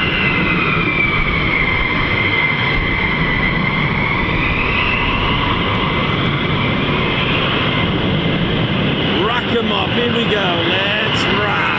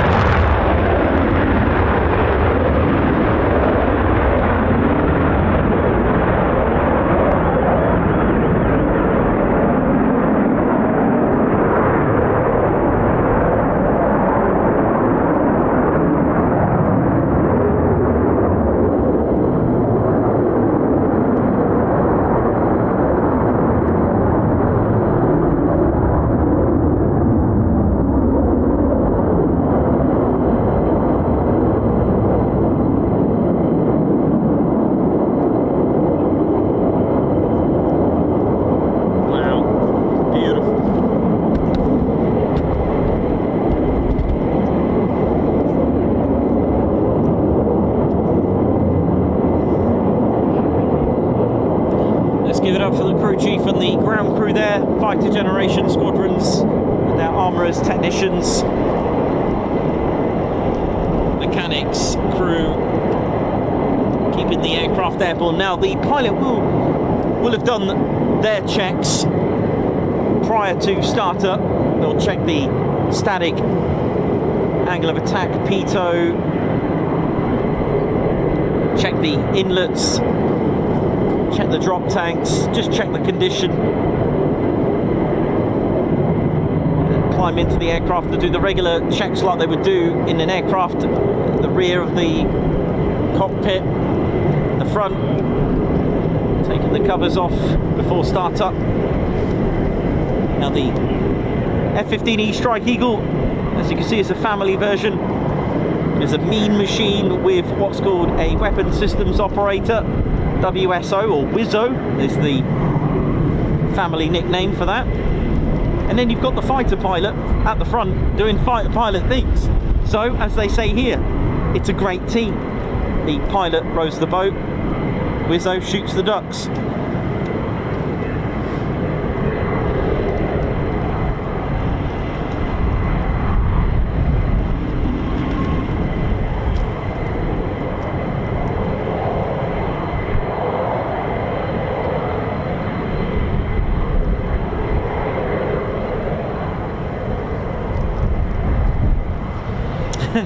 Loving it. So that sort of smoke, that thrusty, all the debris on the ground is most likely chemicals that have been sprayed on the runway to treat the runway from frost and ice, which I was told that's what we'll probably expect to see today.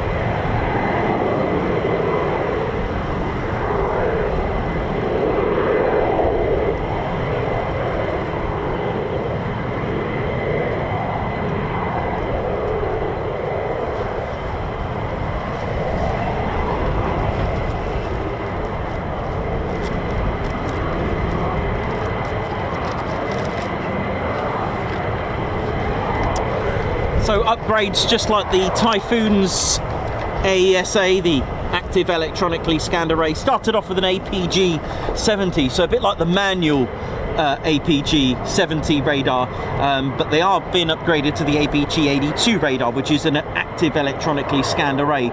It's a new radar inside the nose. It increases aircrew and aircraft survivability, and what it does, it simultaneously detects, identifies and tracks multiple aircraft. You see, the manual and the older radar systems were very difficult to track a formation of aircraft, especially a two-ship, and they split. Very difficult, whereas the new one, no problem at all. It does information sharing as well. I mentioned EPAWS, something that's been developed by BAE Systems, which is an ECM, electronic countermeasures. It stands for Eagle Passive Active Warning Survivability System. It's an absolutely amazing aircraft with the massive engine, and there's two pods underneath. You may see on our left, so the aircraft's starboard side, it's what's called a lantern. It's a low altitude navigation and targeting infrared for night. So basically what it does, it scans all the contours so the pilot can fly through mountainous areas and low level flying areas like Macloop at night. Also on the other side, it's the targeting pod. This is what the Wizzo will be using, called a sniper pod. That's the one on the aircraft's left. It is literally a targeting pod. Now, the F-15E Strike Eagle, although it has a total thrust of just under 60,000 pounds of thrust, it does weigh a whopping 38,000 pounds empty. It can also take around about 24,500 pounds of payload. You can stick 4 AIM-9s or 8 AIM-120s, GBUs, JDAMs, and still get to 60,000 feet, right? It is literally a fighter version of the A-10 in my eyes. It can just take a lot. I can't remember how many hard points it's got. Is it 11 or 13? I should know that. I know the Typhoon's got 13 hard points. I think this has got something like 11. I think that's excluding the... Do you know what? That is a good point. I actually cannot remember. I know the payload is about 24,500. I should know that, really, shouldn't I? But it does have bomb racks on the CFTs as well, which is why I'm kind of like trying to work out what, you know. But we're looking at, you know, just over 10 tons of external fuel and ordnance, which is absolutely incredible.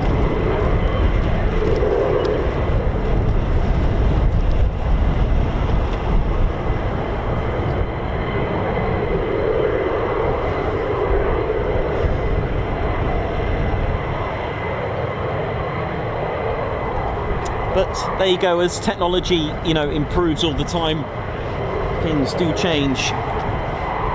Now, the F-35's amazing radar is something a little bit different. It's about 1,600 tiny individual little radars on inside the nose in the radome of the F-35. It is absolutely incredible.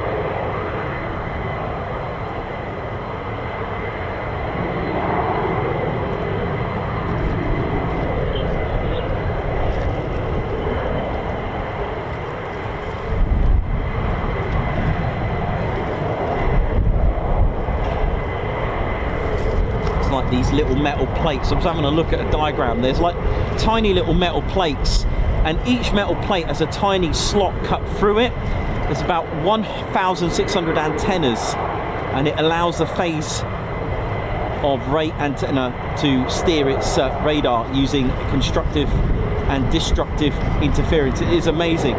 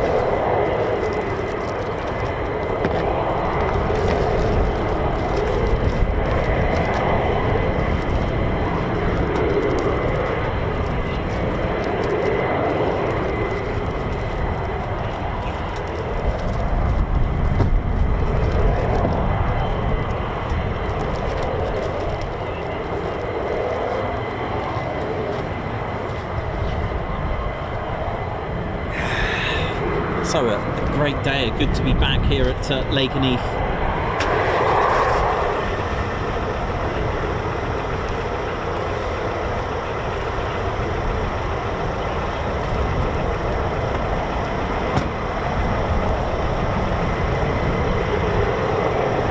That's the one, phased array. Thanks for that, for reminding me. That's the stuff.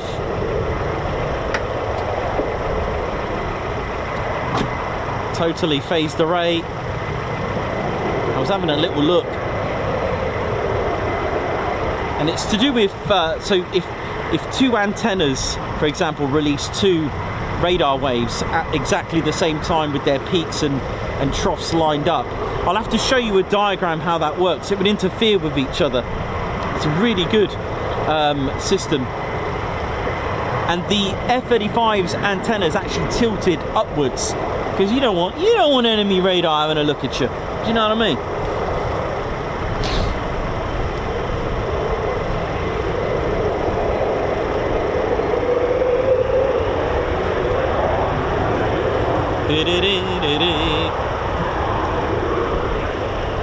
I'll have to give you a diagram.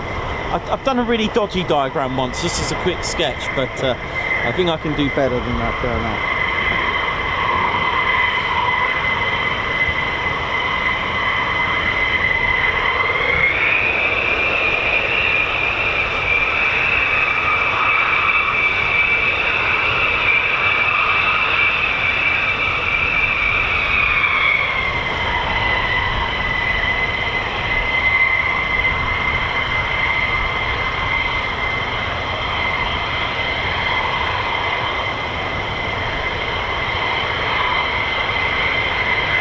Okay, here we go. A single F-15E Strike Eagle. The F-15 C&D, they come out in 79.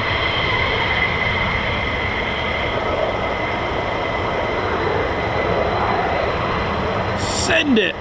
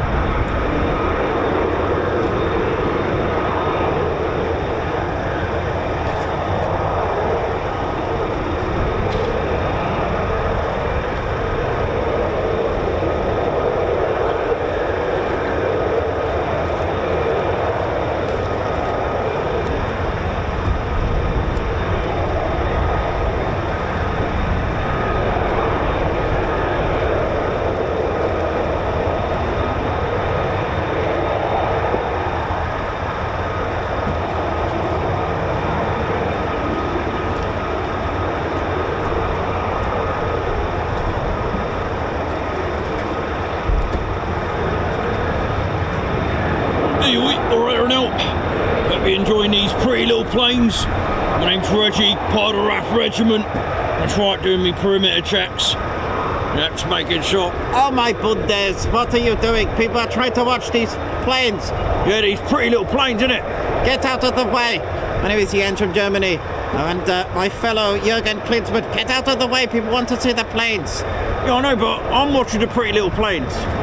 Yes, but you don't understand. These are here to be shown on the TV. You are not TV. You must go. Bundes! Klinsmann forever. Bundesliga!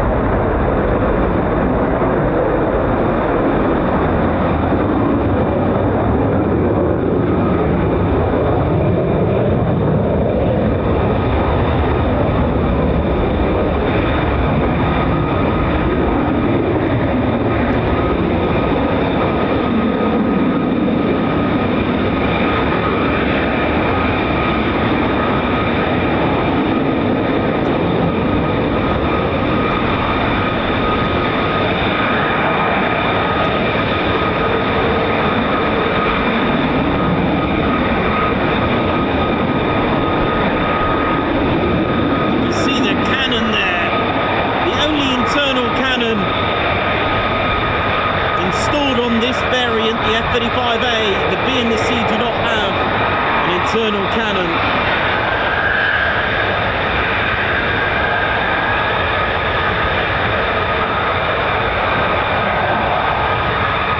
Scan on.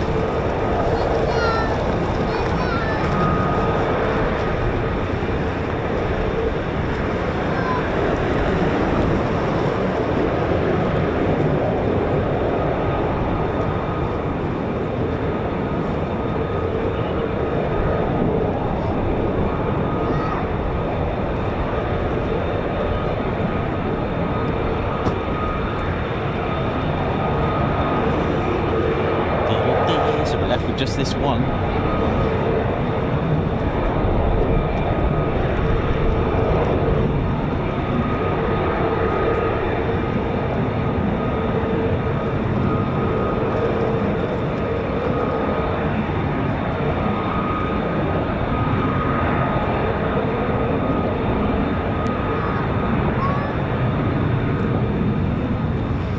So wonderful, wonderful aircraft, the F-35A, with its powerful, in fact the most powerful engine in a single jet engine configuration of a stealth fighter jet, the 43,000 pounds of thrust from the F-135 Pratt & Whitney's PW100.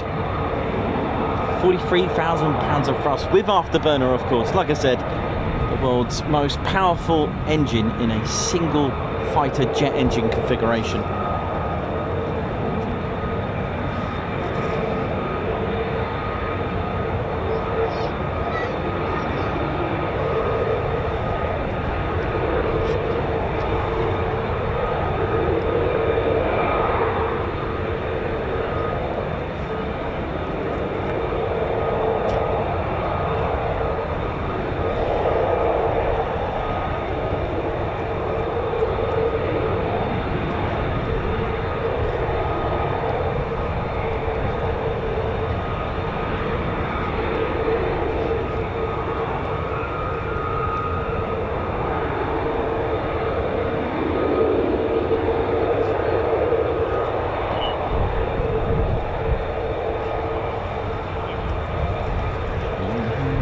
So the F-35A weighing in empty at 29,000 pounds. This is the F-35A.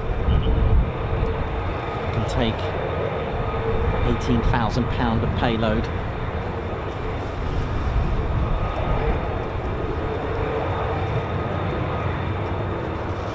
Can reach supersonic speeds in just under 20 seconds, which is amazing. Around 20 seconds, I think it is, for the F-35A. You'll notice the acceleration is a lot quicker than the more heavier F-15E Strike Eagle, regardless of more thrust with the two engines.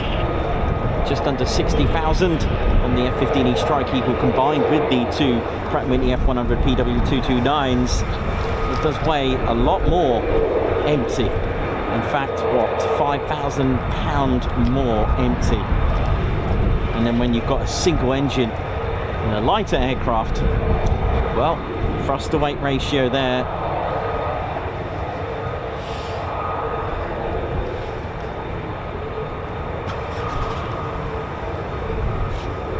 The F-35A, although isn't a true super cruise aircraft, or at least the engines, it can super cruise in a form of it can hold a dash of around, I think it's about 150 miles or so, super cruise,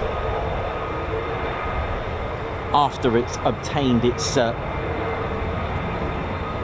plus max speed. So basically it can go over the speed of sound with afterburner, but it can maintain almost like a super cruise, if that makes sense. So it can turn it off and maintain that speed, but it's not a true super cruise aircraft like a Typhoon, for example, or the F-22, so to speak. That's another example.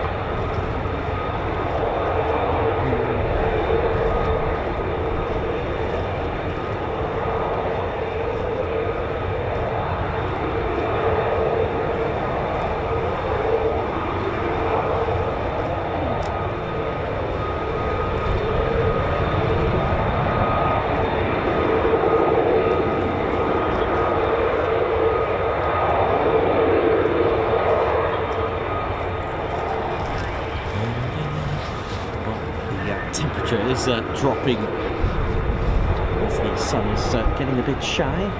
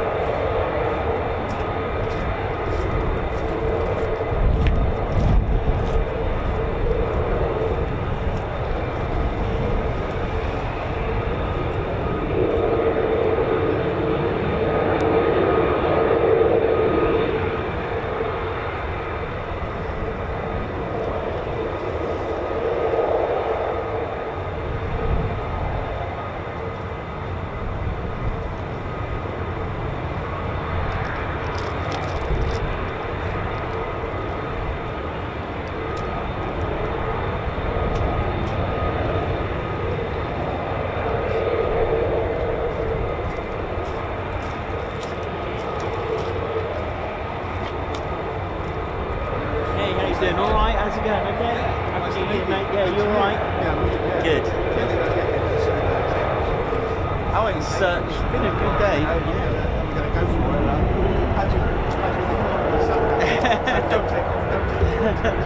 Yeah, it's been a busy day. Very busy day.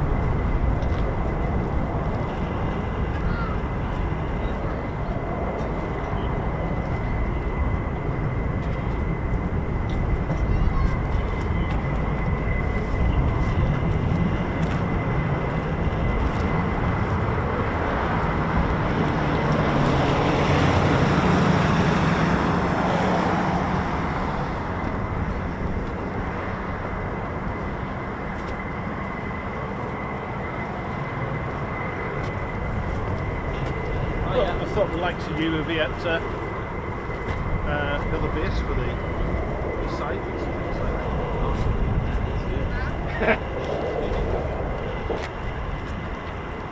Nah, because I think there's a lot of they were using the Poseidons out of the other base to track that tanker, which apparently the guy sees. A lot of big stuff flying.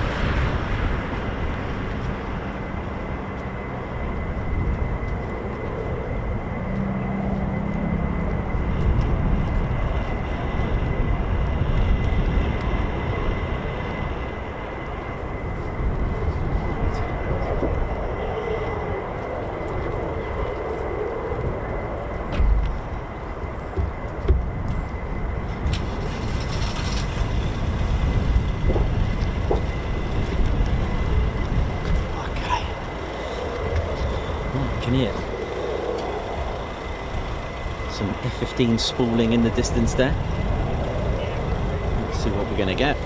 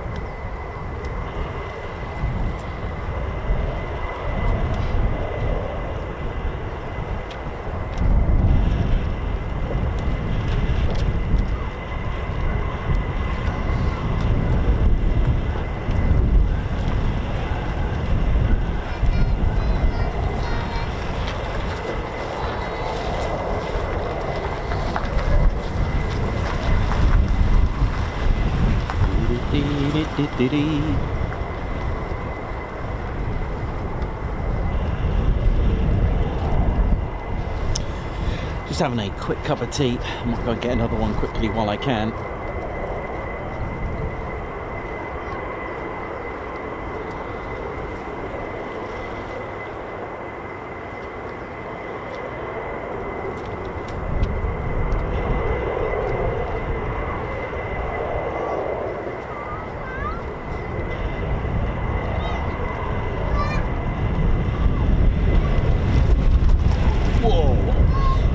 Gust of wind there.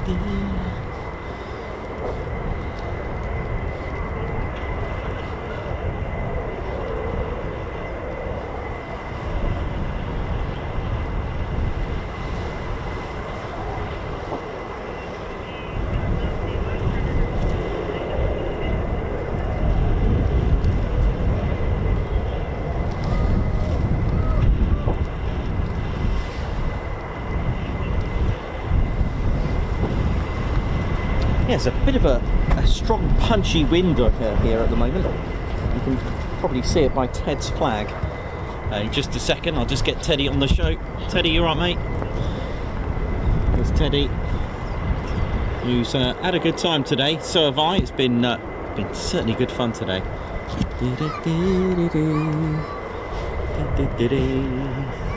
Wee Stevie boy, a Guards March to you. Thank you very much for the super sticker there. Samuel Jones as well, thank you for the super chat, a Guards March. Margot Baxter, thanks for the super sticker, Guards March to you.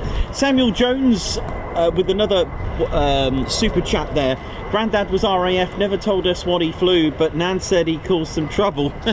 Love that. Thanks a lot for your super chat, a Guards March to you. High five to EP65 with a Guards March. Thanks a lot for gifting a Ted Coningsby membership. Thanks a lot, Samuel Jones.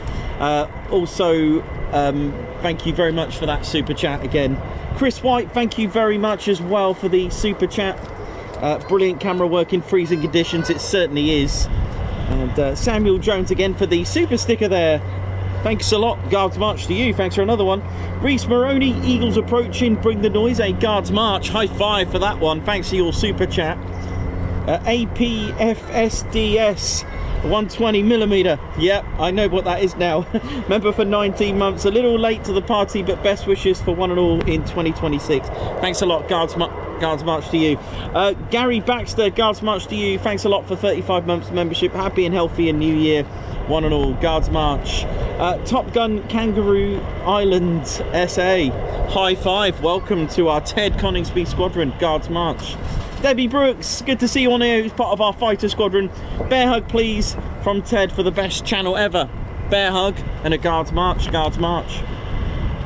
Jill Rogers with 26 months membership, not been on in ages, glad to be back watching. We're glad to have you back. Alan Q, Guards March, thanks a lot for your super sticker.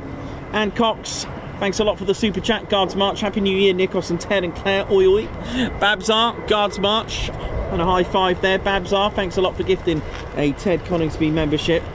Bradley Moore, a Guards March to you, watching from Australia. Thanks for the super. One Mike BS, member for 30 months. Carol 5 with 29 months. Oi oi, Happy New Year all. Adrian Anderson with 30 months. Oi oi, 30 months. Guards March. Paul Fuller with 22 months. Morning, nice to be back after the holidays. And member for 34 months is Cyclist. I love that, Cyclist. Good morning. Oi oi. Guards March, Alex Raven with 15 months membership. Oh yeah, 15 amazing months for my newfound family. Thank you all so much for everything you do, and a huge thank you to Nikos and the mods. Oh yeah. Darren Harwood with 34 months. New year, new adventures. Oh yeah, thanks a lot. Craig Bruce with 35 months. Happy New Year all. Happy New Year to you. Reese Maroney, thanks a lot for the super sticker there, or super chat. Here's to great new year. Hello.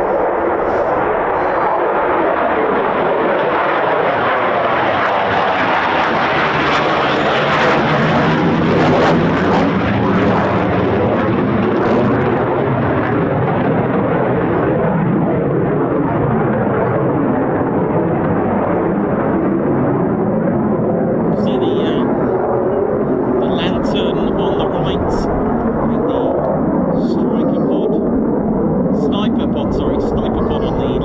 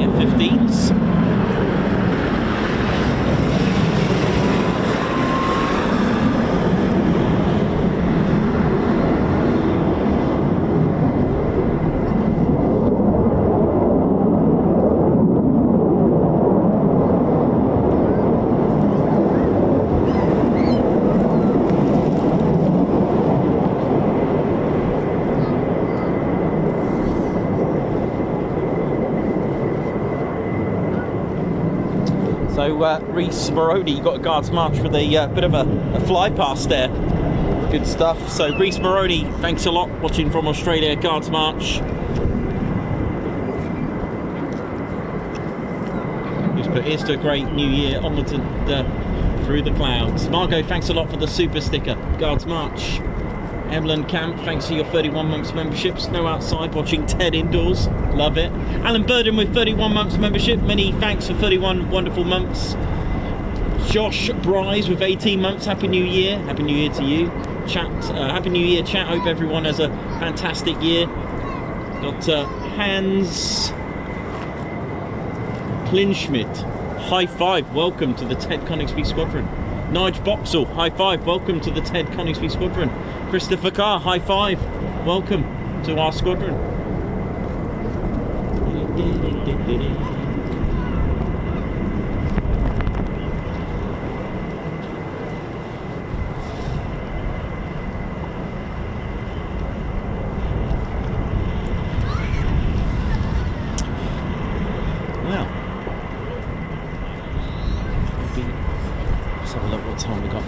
It's 14:15, so another 45 minutes of the Ted Coningsby channel before we depart ourselves.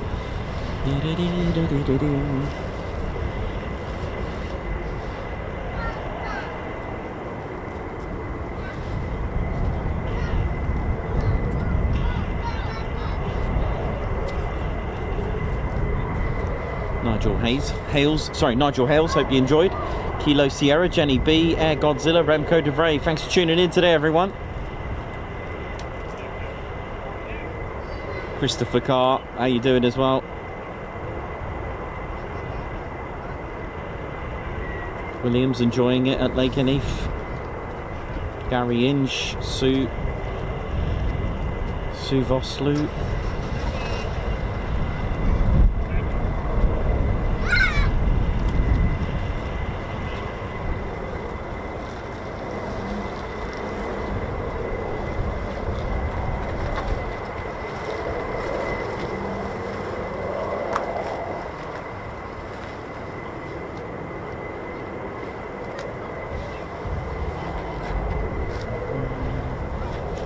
Okay, here they come.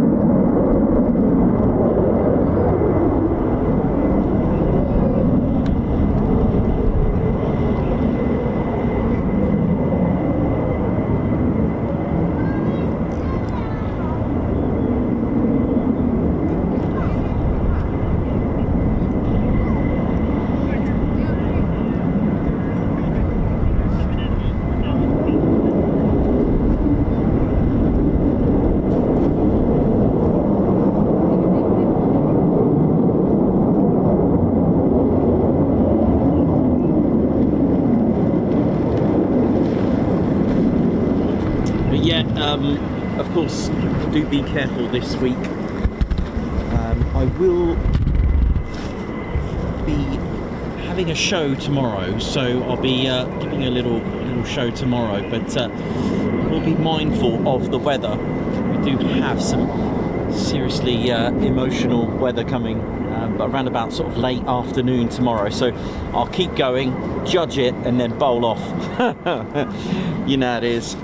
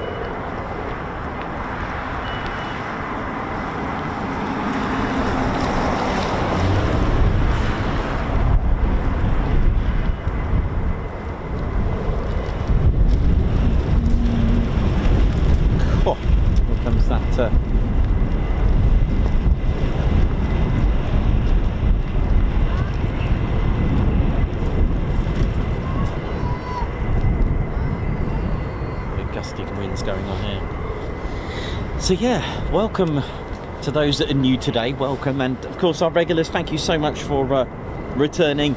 It always is it pays dividends when we have returning viewers and members who are continuously supporting the channel. It means a lot. Thank you so much for that. It really does.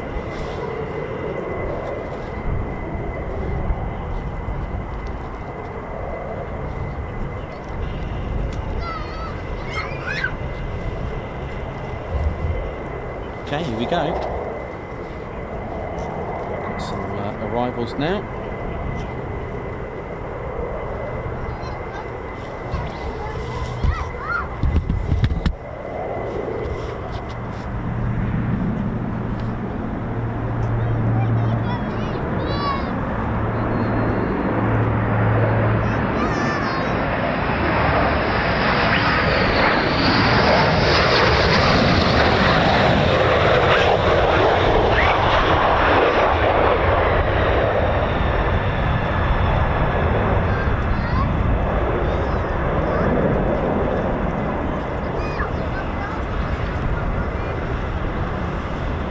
Nice aero braking there, using the undercarriage as a massive, almost like a drag chute, aerodynamic braking or aero braking, which comes in the form of a wheelie.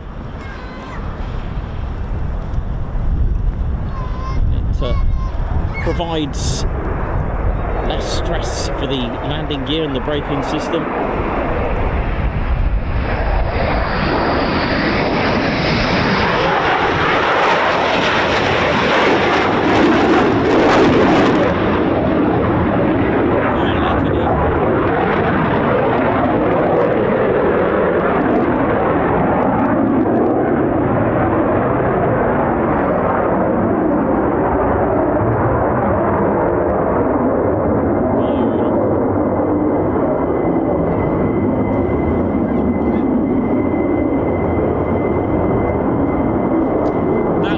Here comes another F-15 taxiing down the catwalk.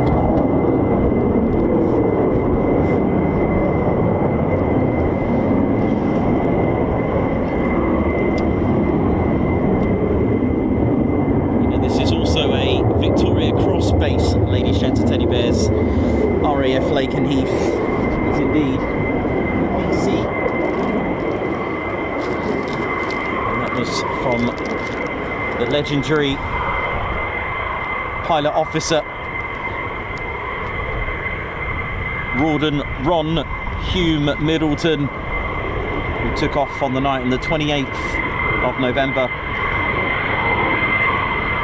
in his short Stirling destined for Turin, and did the ultimate, and I mean ultimate, sacrifice, thinking of civilians on the way back and thinking of his crew. We have a video on this.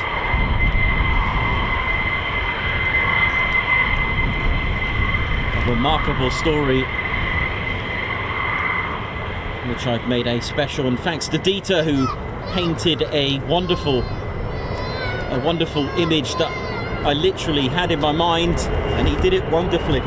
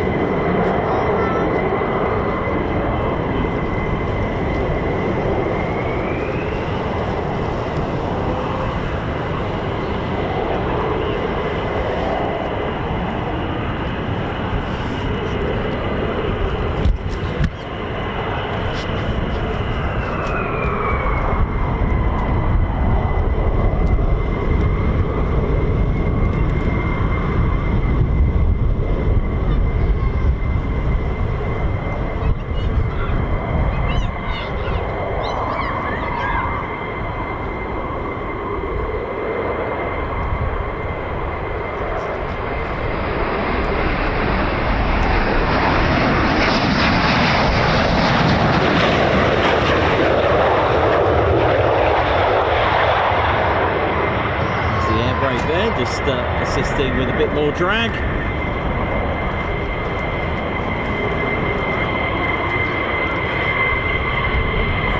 The wonderful airmen on the ground, crew chiefs and ground crew doing their thing.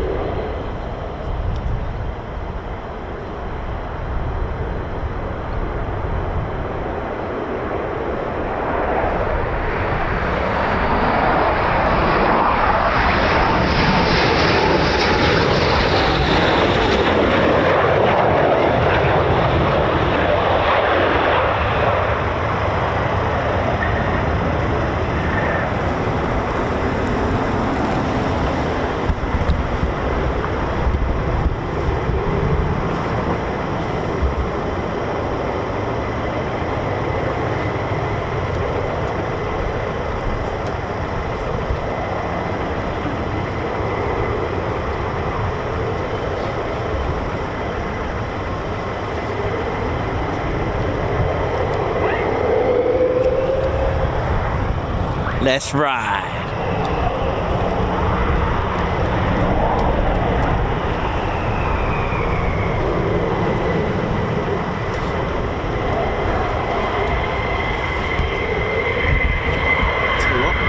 Try something here now.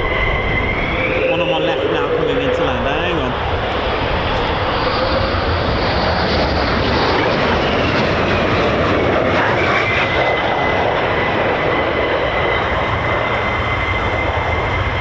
Love catching that shot like that. It's all good there and all.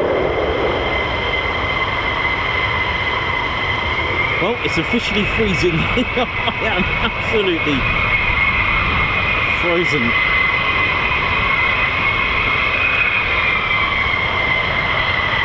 You know, it's so good, isn't it? Just get a cup of tea. There's nothing that a cup of tea can't fix, isn't it? You know, I think that's a Royal Marine saying, but there we go. It's all military.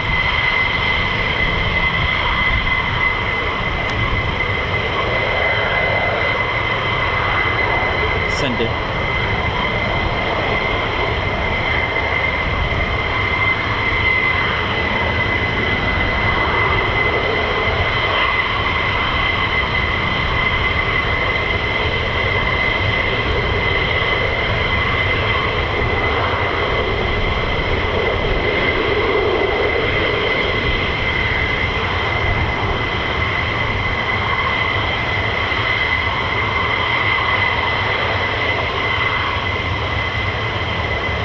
Listen out for the nozzles.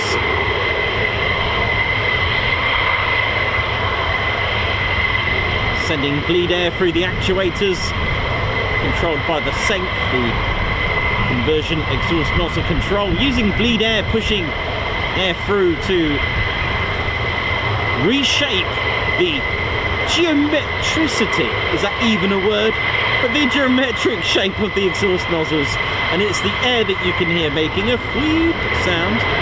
Don't forget your official fleet merchandise in the form of baseball hat, t-shirt and keyring on the Ted Coningsby channel. You know it is. And the reason for the delay? Well, we are about a quarter of a mile away from the F-15. Sound takes a little bit of time, you know what I mean? You know it is. Here we go. Run it.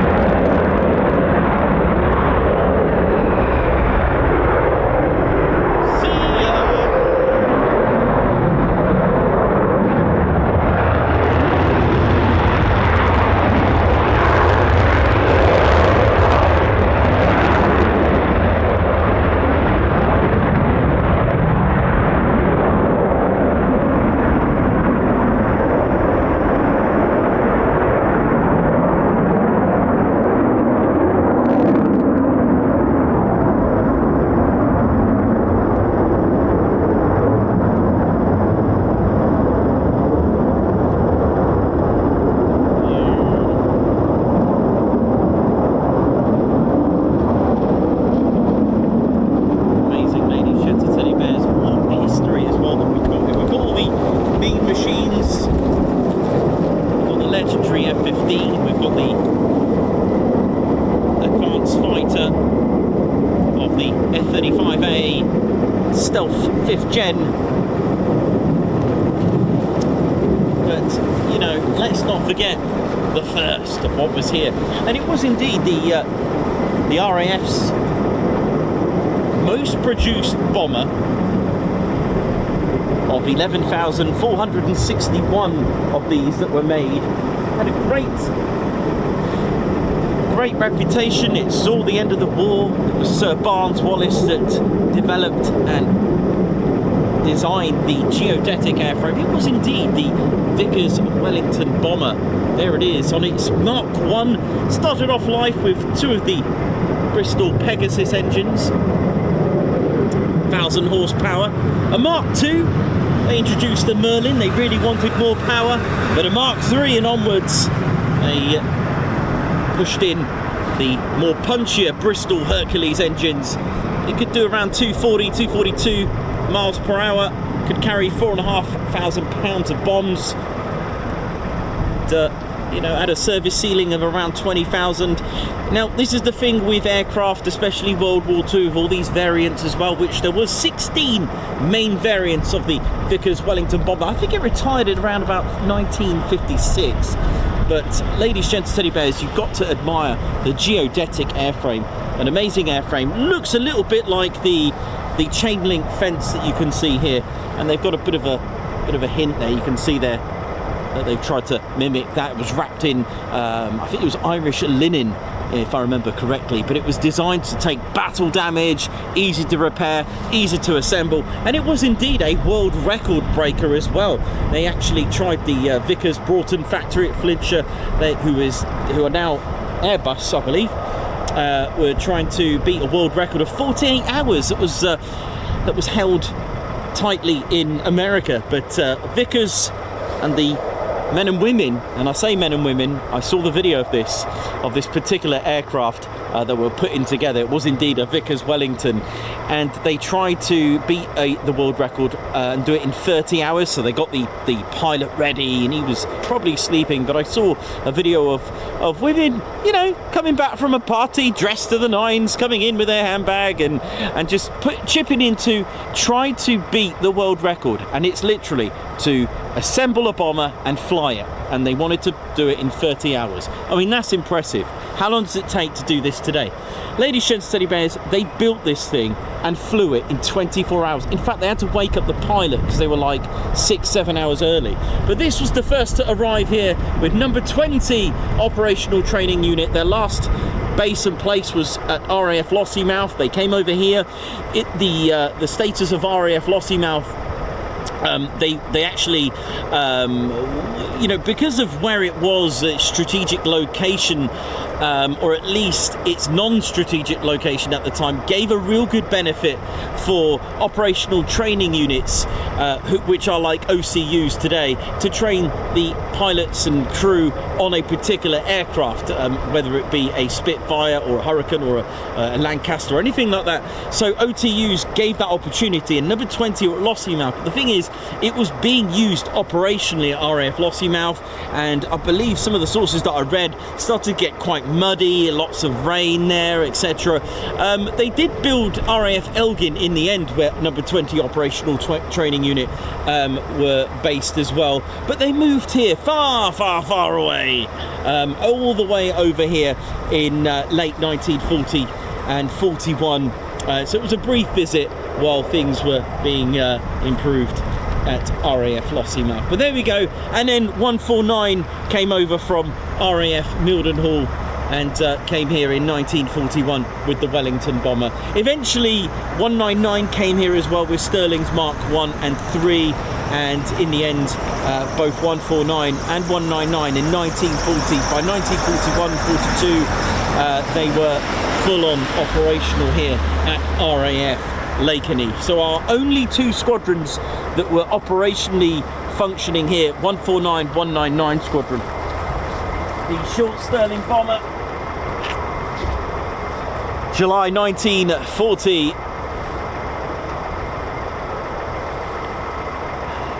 Was the RAF's first ever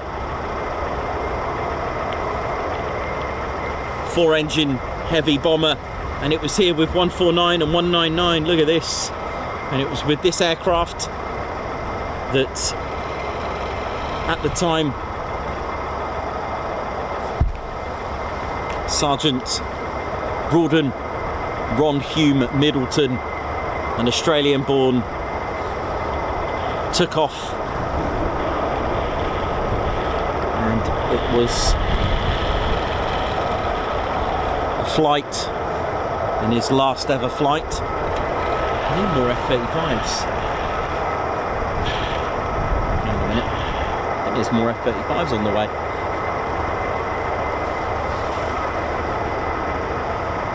So 149 and 199, OJ was the markings for 149, and I believe EX, the one I've got in my hand actually, was a 199 squadron.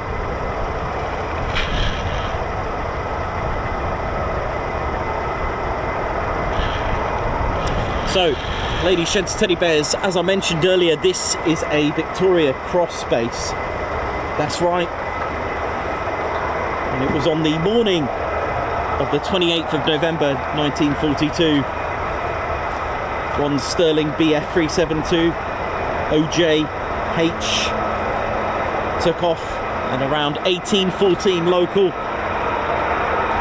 There are more F-35s. Look at this.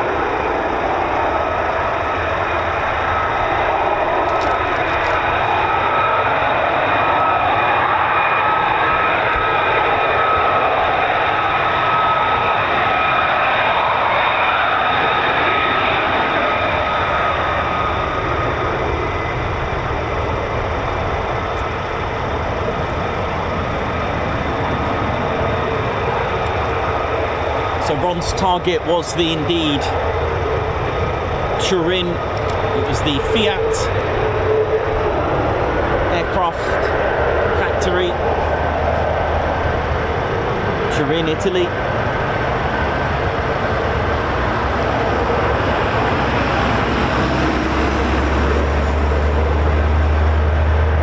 Actually got more over here as well. Look at this. The never-ending stream.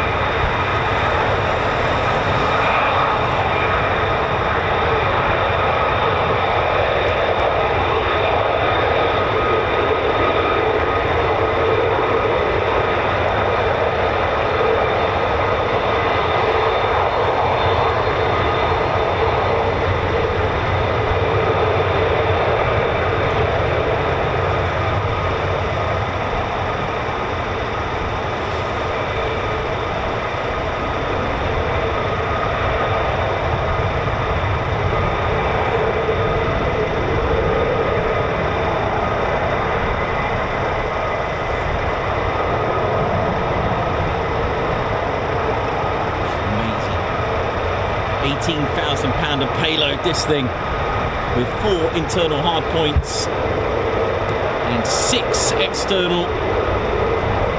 It's a multi-role 5th generation, making it the world's most advanced fighter of its kind in the world at the moment.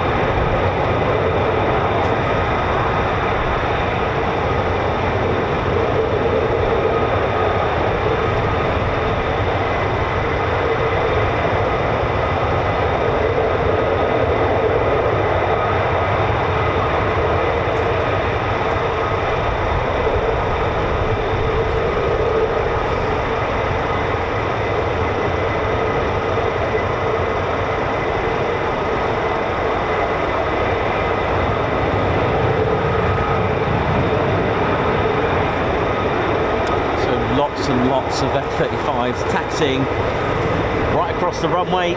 More trouble's on its way.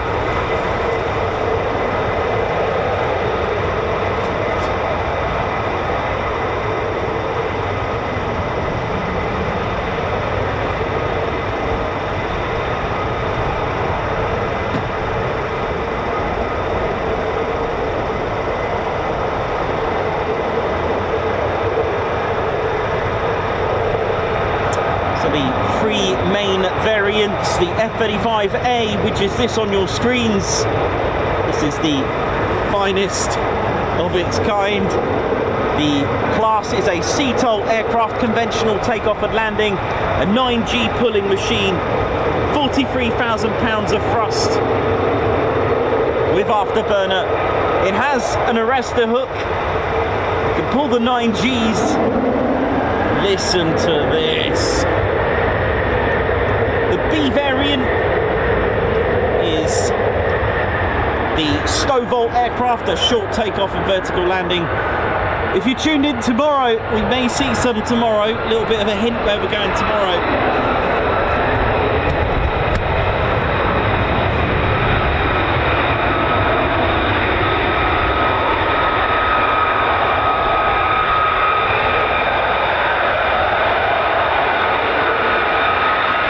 You got the carrier variant, but I'll give you all that in just a moment because you ain't going to hear what I'm saying. Woo, yeah.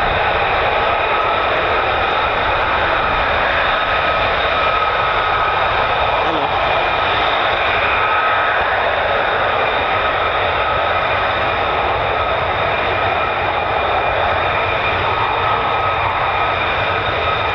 The payloads are different, the range are different in all three variants.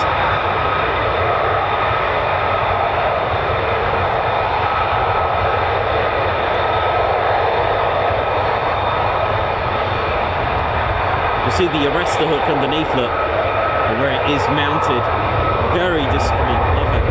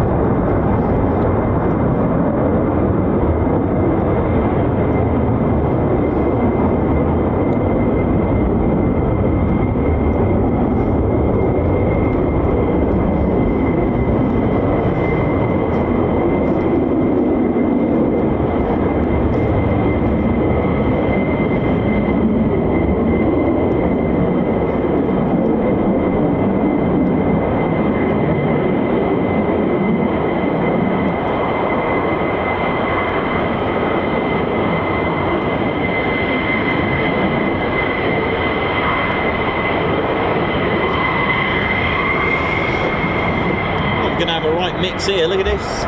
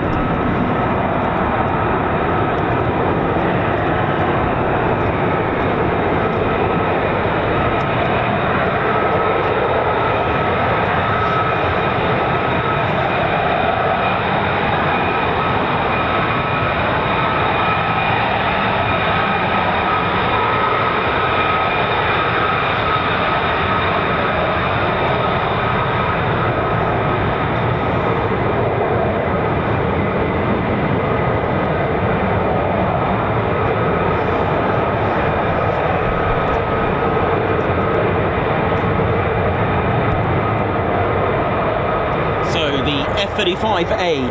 As we mentioned, this is your CTOL aircraft, conventional takeoff and landing. Can pull 9 Gs. They're all different, ladies, sheds and teddy bears, let me tell you that for sure. They all do different things. This has the Pratt & Whitney's F-135 PW100, and it's got a 43,000 pounds of thrust. Now the F-35A is the only one of the 3 main variants that has an internal cannon. You can see it here. I will show you if you can't see that from there. It's got an 18,000 pounder payload, just like the C variant. I will get to that. The B is 15,000.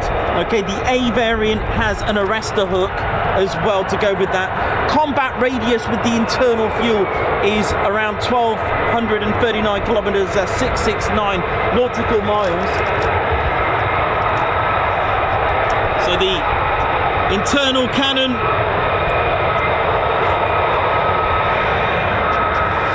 there's the GAU 22A 25mm cannon that sits here. It's the only one that has it.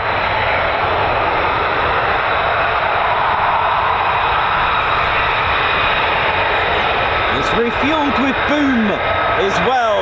The other 2 are drogue and probe method.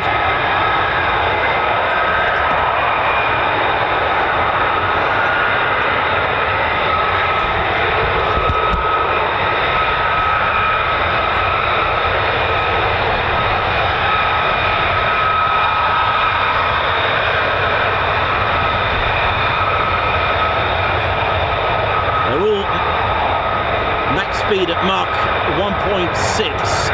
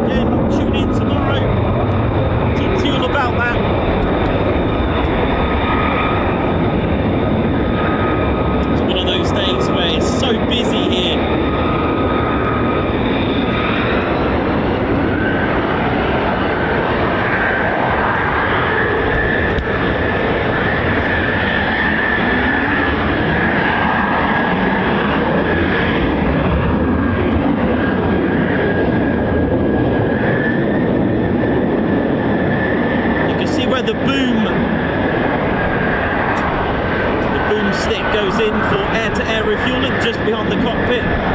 One of the things about the F-35A is that its forward hinged canopy opens towards the front, which is quite different.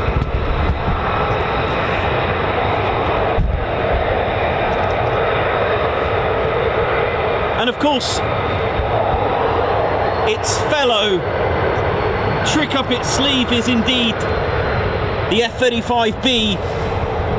Recommended G rating at recommended G rating at 7. It is STOVL, short takeoff, vertical landing. I'm going to show you everything tomorrow of how it all works, how it can hover, how it does the short takeoff, how it initiates the free BSM, free bearing swivel model. I'm going to show you the slats at the front here. The 1.2 ton of Rolls-Royce. It is in fact Rolls-Royce that put the lift into the F-35B. This is the F-35B. 15,000 pound of max payload, because don't forget we've just stuck in a 1.2 ton system just so it can hover. It's got 29,000 horsepower delivered from Pratt & Whitney's F-135 PW600. All right, so there you can see the shaft there. I'll tell you about the roll posts. There is an optional blue tack as well to go with that. It is, it's got the probe air-to-air refueling. And the thing is, don't forget, it is quite a heavier aircraft. It's had to have a bit of weight reduction done to it. Similar size to the F-35A. However, the F-35C is massive. It is the carrier variant. In fact, it's got 8-foot wider wingspan, 4 foot either side with folding wings. It is massive. That's 2.4 meters. Oh yeah. The F-35C has a G rating of plus 7.5. In fact, it has 2 wheels at the front. It's twin axle at the front. Oh yeah. But of course, being a carrier variant, it means that the airframe has been strengthened. It's not a traditional, conventional takeoff and landing aircraft. It's got to cope with the stresses have been pulled by the steam-powered catapult. Here we go. And it weighs more than the others.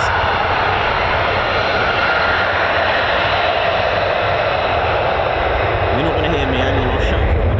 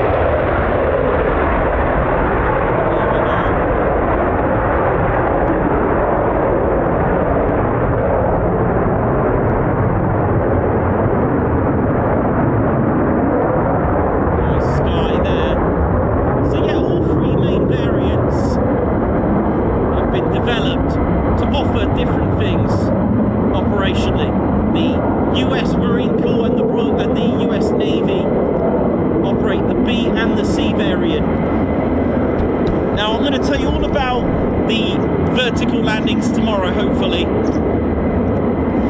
There's so many coming out, it's unreal, Lady Sheds Teddy Bears. So the carrier variant has a different airframe, okay, because of the fact that it is a carrier variant. They're not your usual, even the arrestor hook, it's not your standard arresting hook.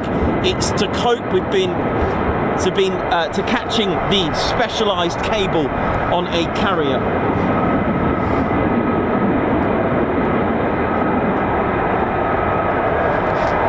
The F-35B's PW600 engine, slightly lower thrust, 41,000 pound of thrust with afterburner, but it can even use its afterburner on vertical landing as well. The STOVL mode, when it initiates, has a maximum speed of 250 miles per hour. It is not your conventional, let's say an F-22 thrust vector. It's specifically designed for takeoff, short takeoff and vertical landing. That's what it's been designed to do.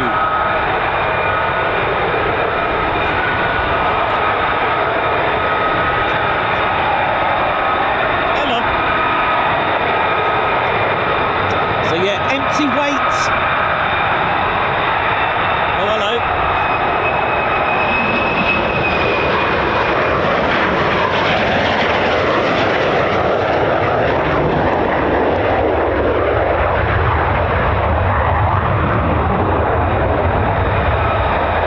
Beautiful.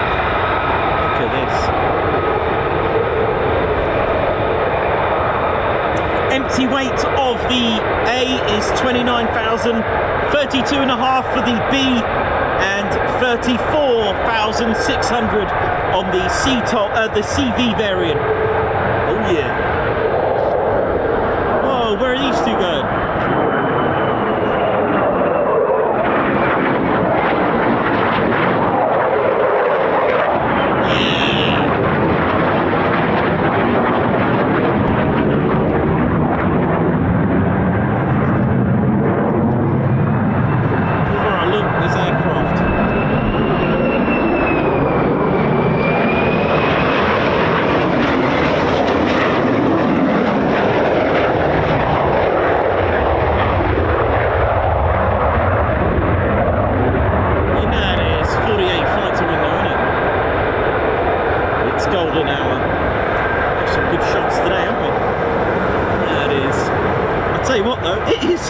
Freezing.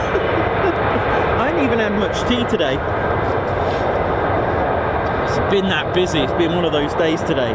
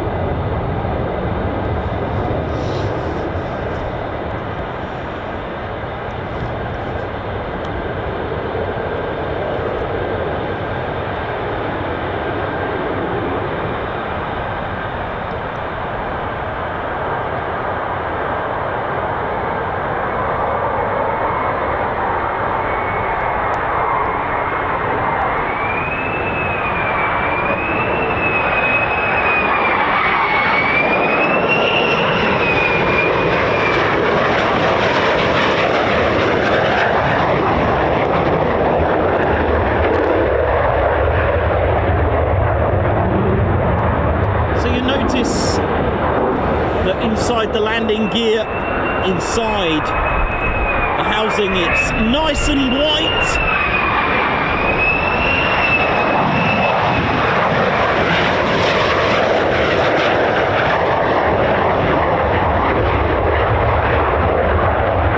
The reasons for that, so that you can easily spot any leaks, any fluid, hydraulic fluid that's leaking. If it was dark inside, it would be a lot harder to spot.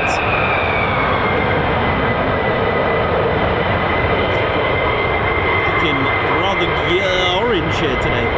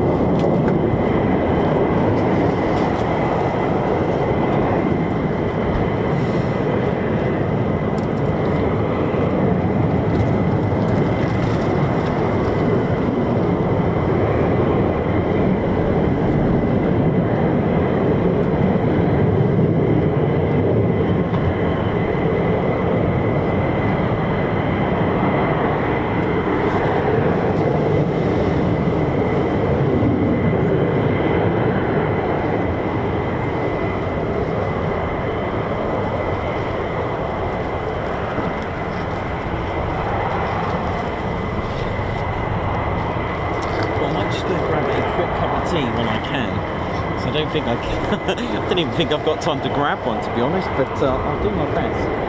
And even if I miss one, we've seen plenty, you know, if I just missed the one, you know what I mean?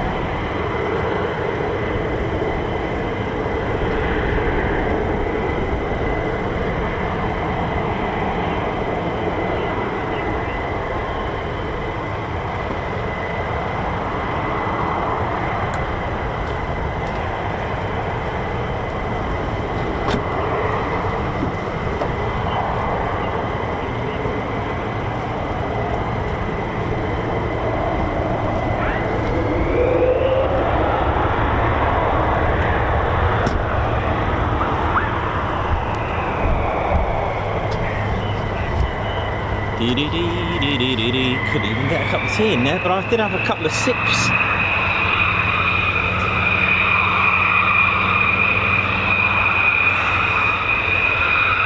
Well, it's almost impossible not to play the Top Gun tune in your head when you see this in this sort of light.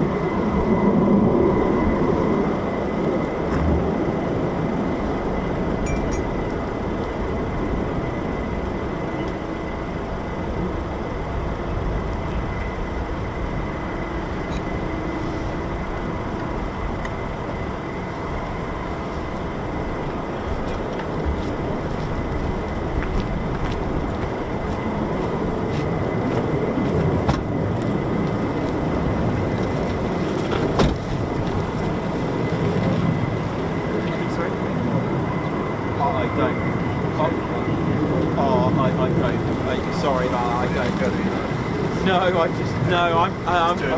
yeah, it's always busy here anyway, so I just turn up.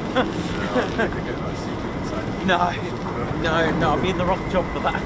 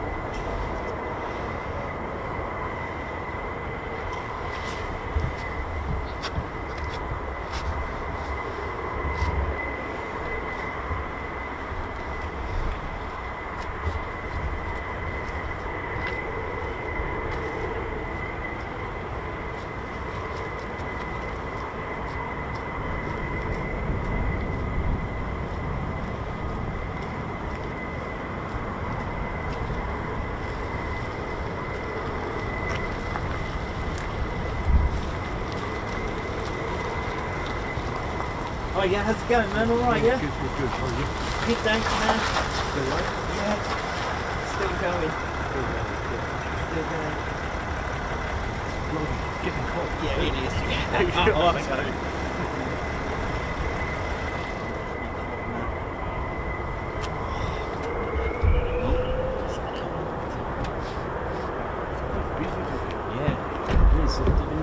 They're hot pitting.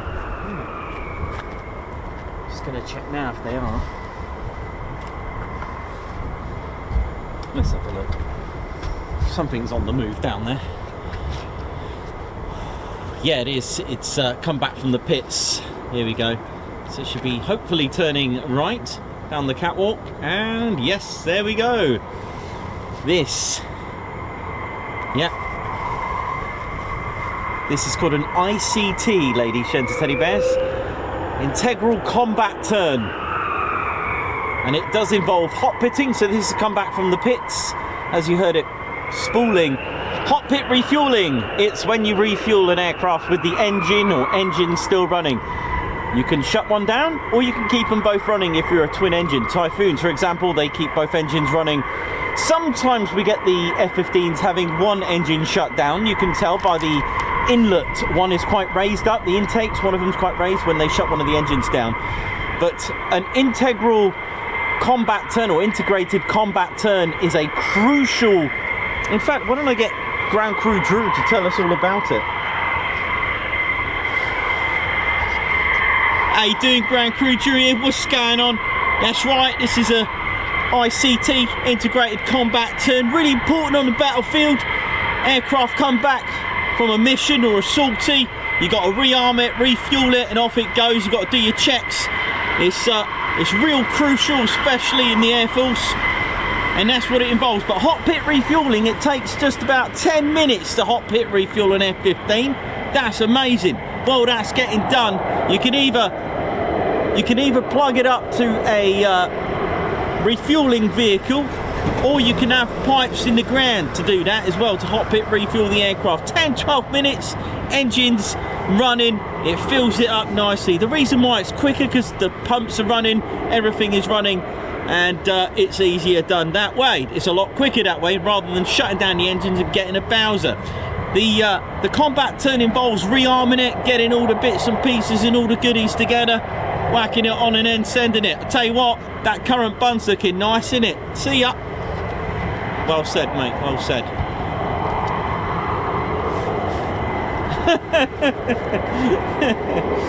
Yeah, Ground Crew Drew telling us all about it. There you go. Said it better than me. Yeah. I tell you, that sunset's going to be nice, isn't it? Yeah. 15, 20 minutes? Yeah, about that. Let's have a look. It's got here 4 o'clock. Yeah. 20, yeah. 25 minutes.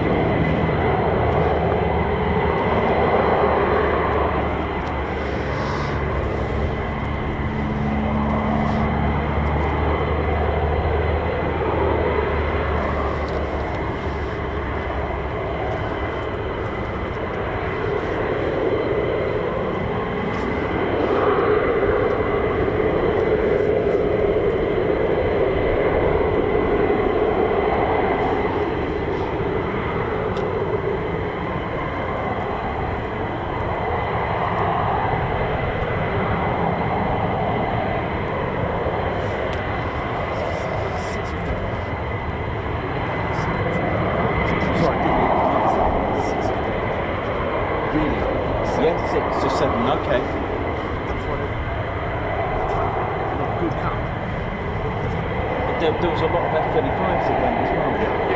It's a lot. It's a really good day today. Cold, but good. I think so. Yeah, because it's really bad. It might even get...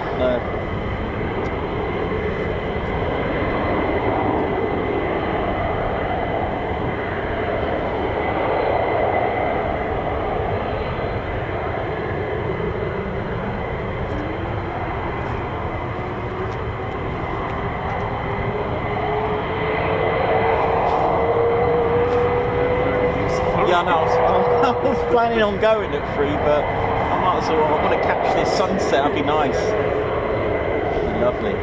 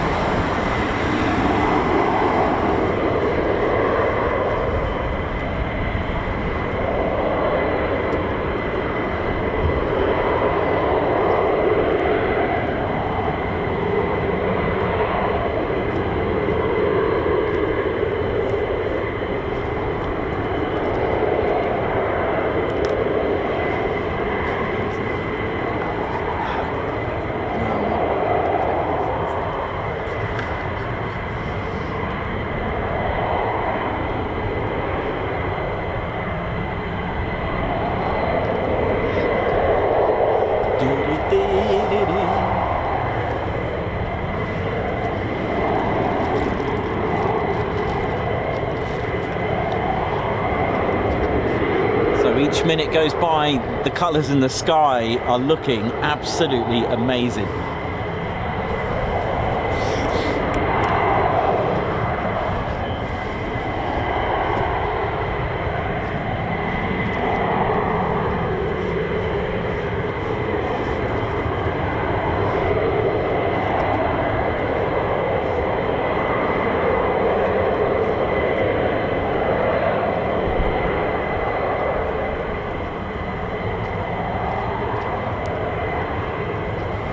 So thanks for tuning in. Aryan, Davey, Scorcher, Margot, Captain A, Alan Q, Vasilis Ioannou, Scott Yallop, how you doing as well? Hope you're all well and good.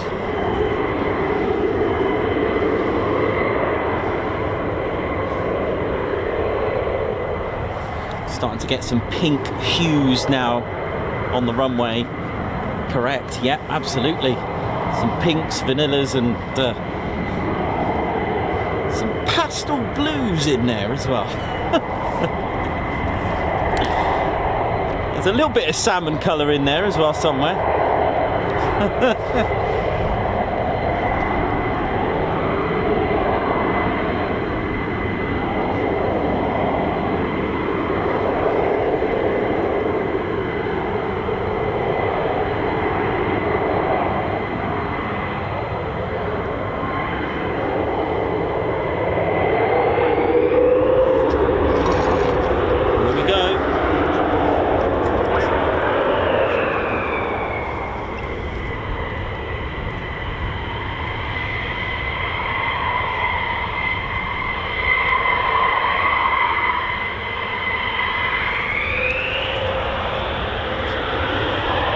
Look at that mean Vulcan, M61 Vulcan cannon.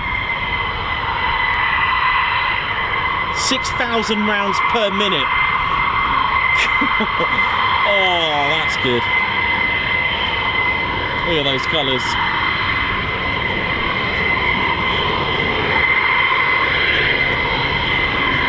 Got some F-35s in high key. This is going to be pretty amazing.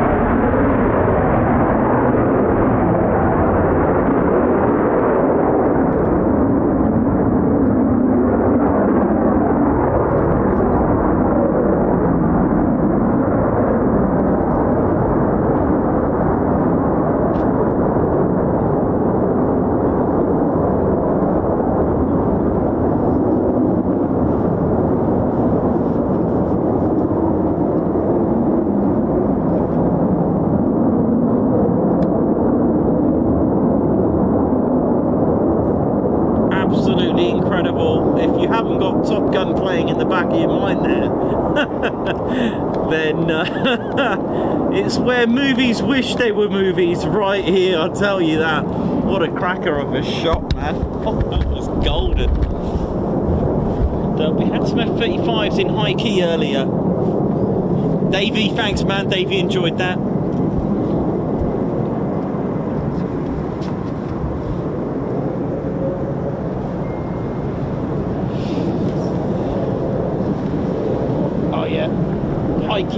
High key, 10,000 feet, and then so we got two F-35s looking like they're about to perform a PFO, a precautionary flame out.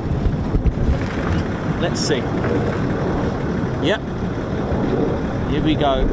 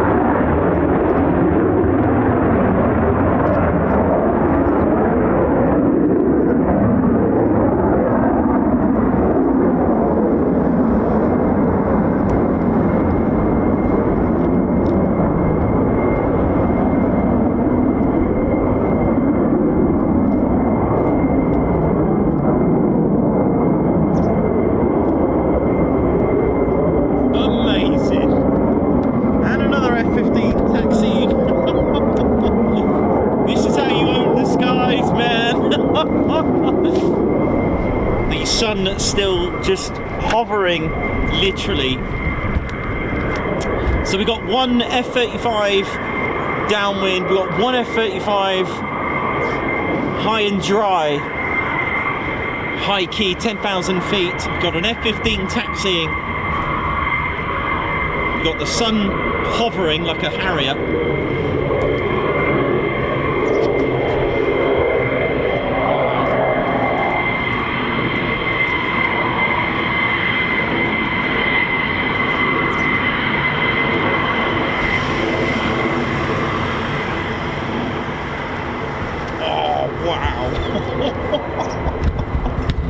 Oh my word, look at this. Hang on, let me just get the colour just...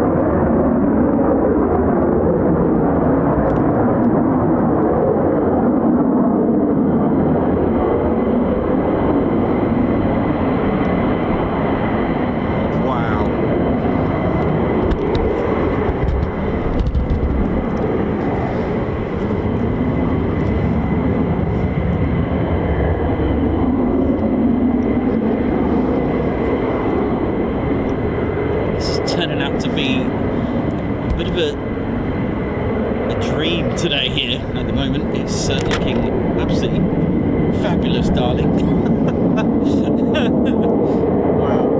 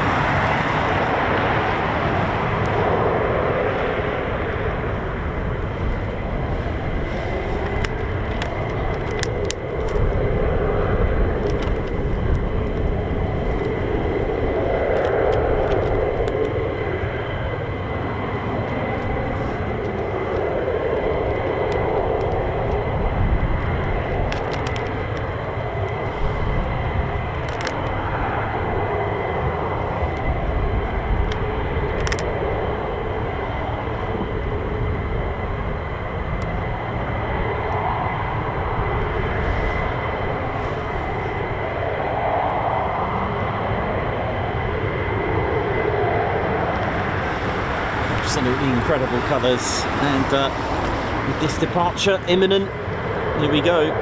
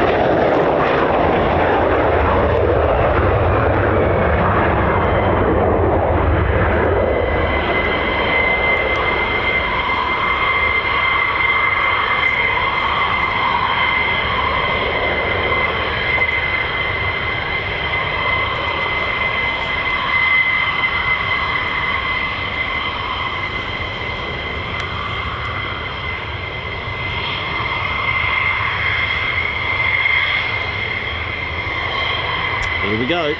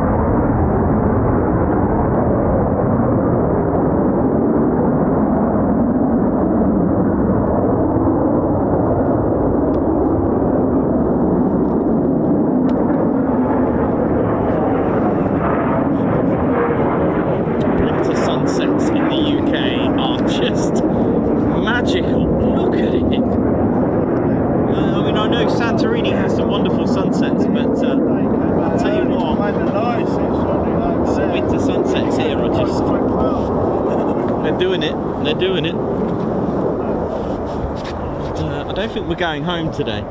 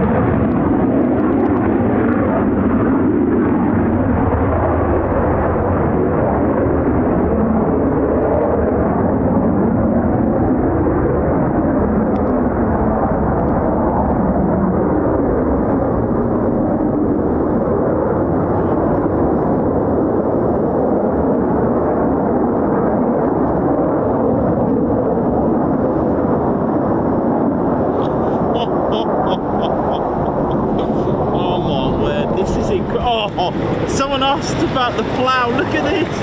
Oh, oh, oh. Yeah.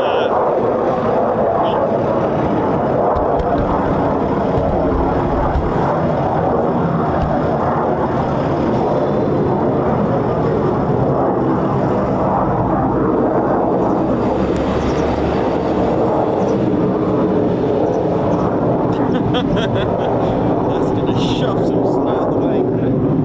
This is amazing, man. That was lovely. Oh, it's beautiful. More coming in here.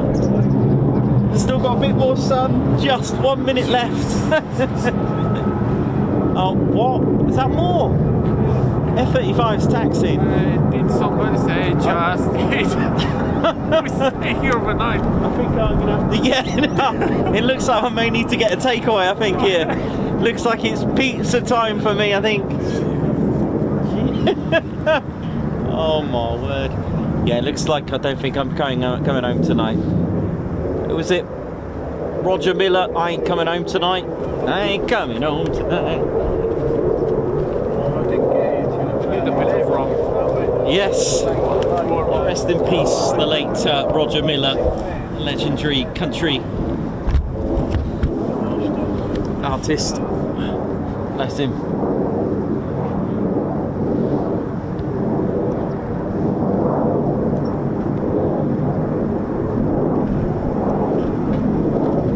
Do have an F-35. 2 F-35s, I think it is. Let's have a look. Is that F-35? Let's have a look. I haven't even checked. I just saw lights.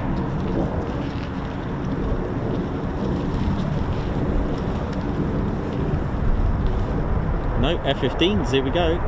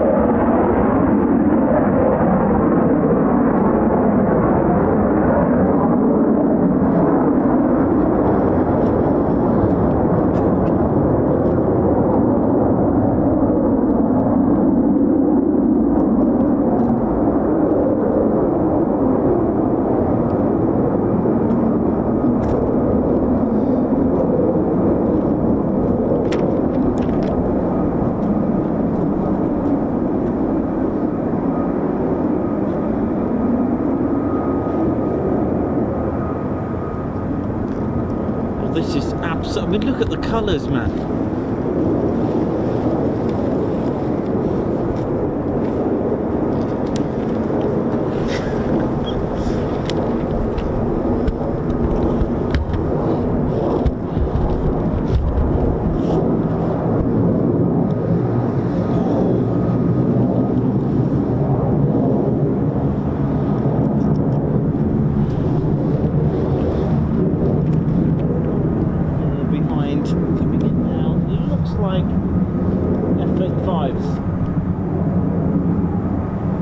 Slightly colder landing line from here.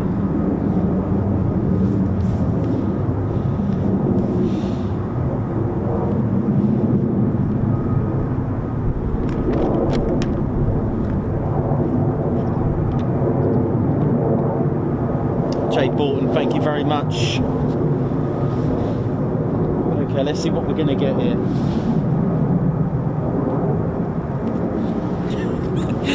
Nice one, Perry. Here we go.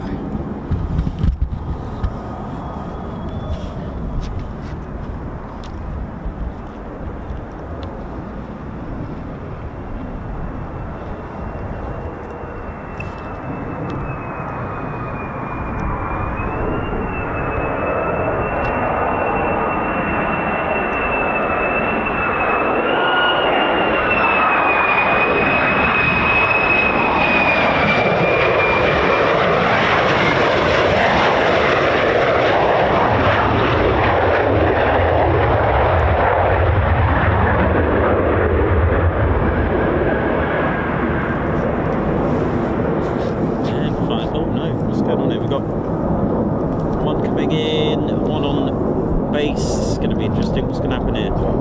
Gear's not down, so that's cool.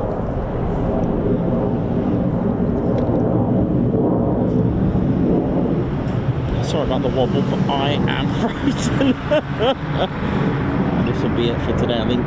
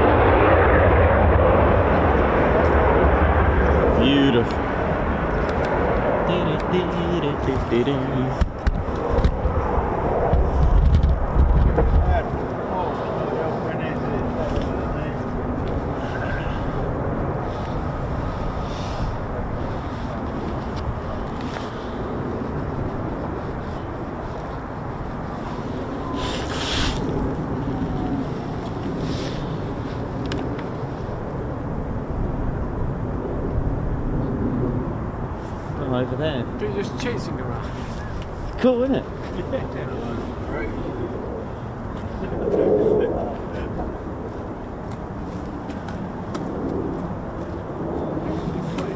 Brilliant, so good.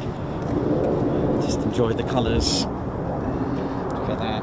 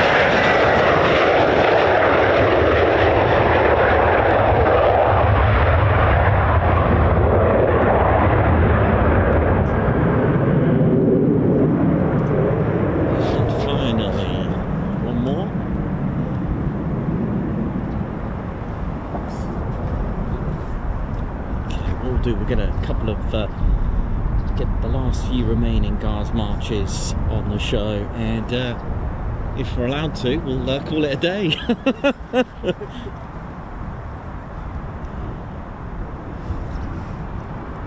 Don't forget, with the storms coming from late afternoon tomorrow with a weather warning. I mean, what's going on here? Hang on, there's two together. Look at this.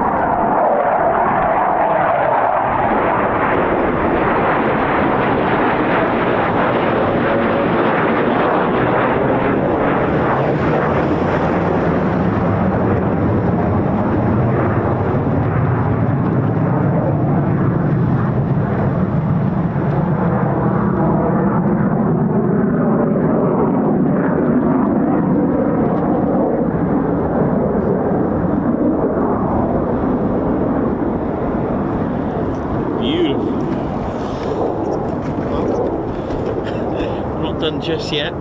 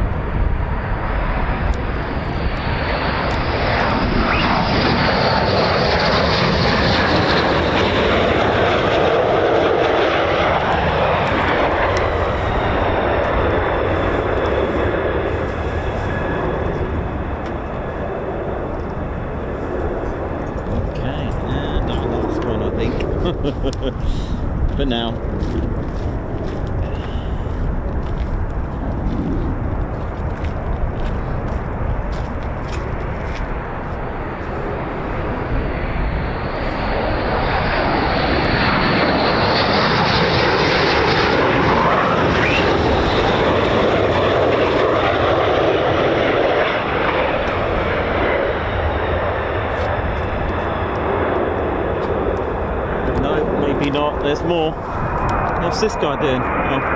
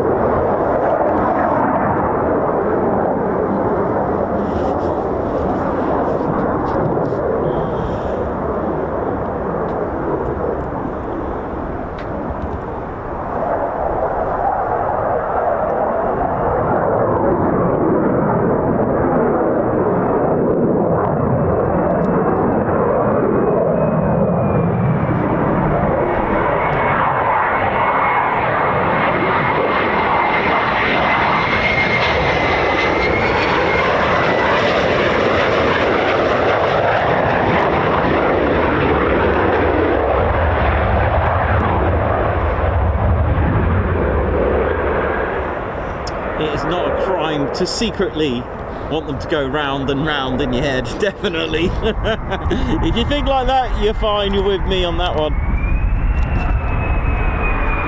Because that sky is just phenomenal.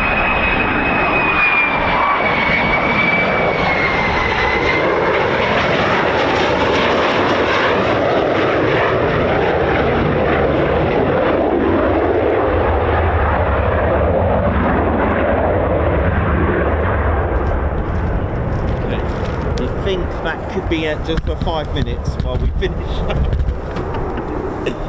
Oh, my fingers ain't working, they're frozen. Right. Whew, there we go. What a day, ladies, gents, and teddy bears.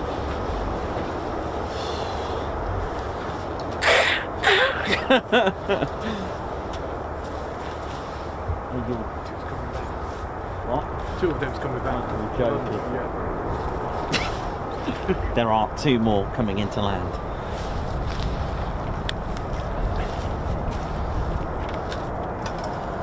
And another 2. Oh, you're on my word.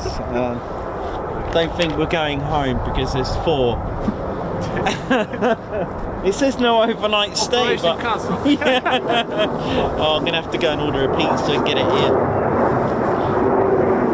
Let me just warm my fingers up a minute. The sky is still good though.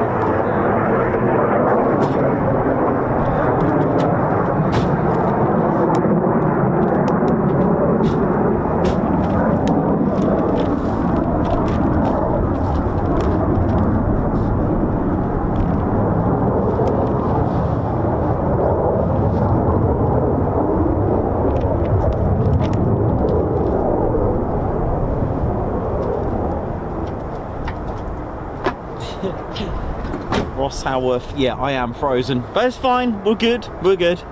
I just keep thinking these are the last 2, these are the last 2, these are the last 2, and it ain't. That's fine. Actually, where did those 2 go?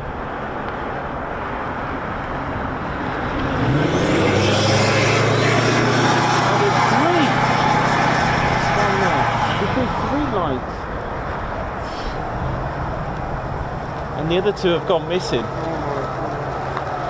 And there's, oh my word, I don't know. Okay, let's see what we can get with these three. With this three right here.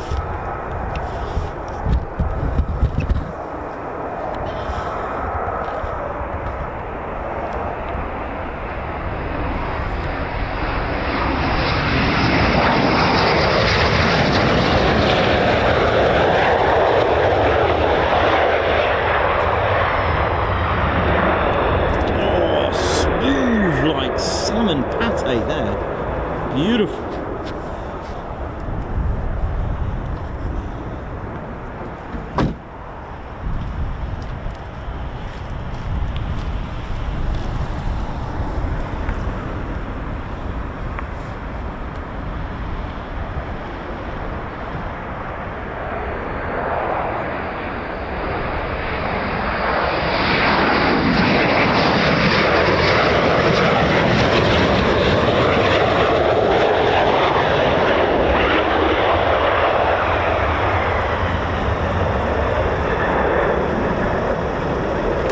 Maybe finally, is that one? Is it another couple more behind that? Is there? I've got a feeling there is. Hang on. Yeah, there's some behind as well.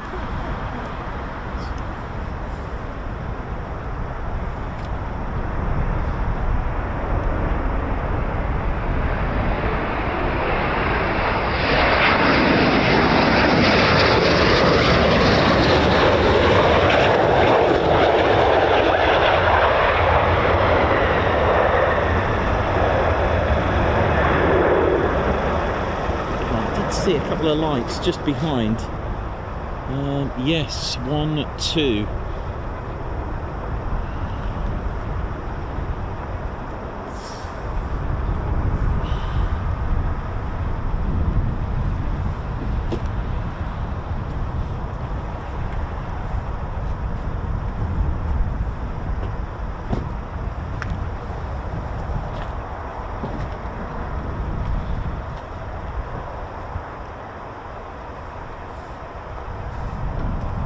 There's another, hang on a minute, how many we got?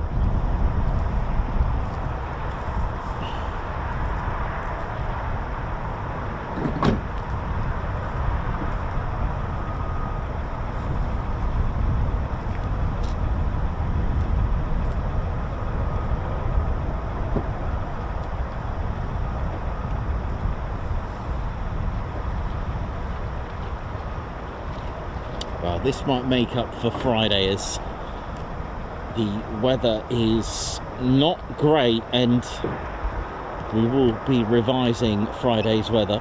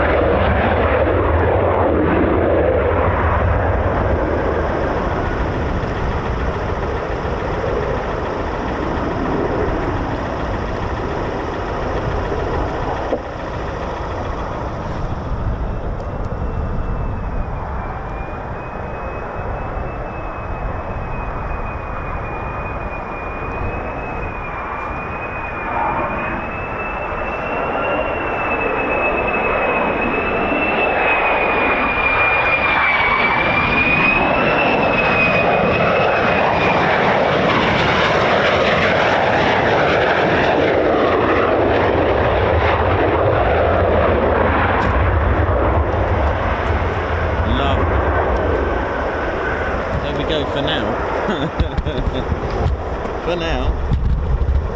And I'd say that was it for us, I think, for now. Yeah, look at it. Yeah, anyway.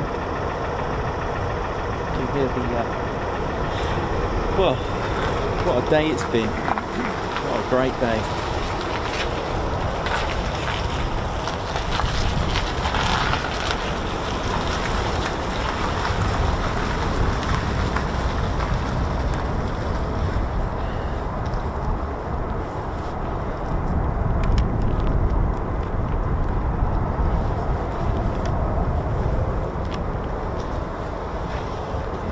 You might be able to see Ted in the low light there.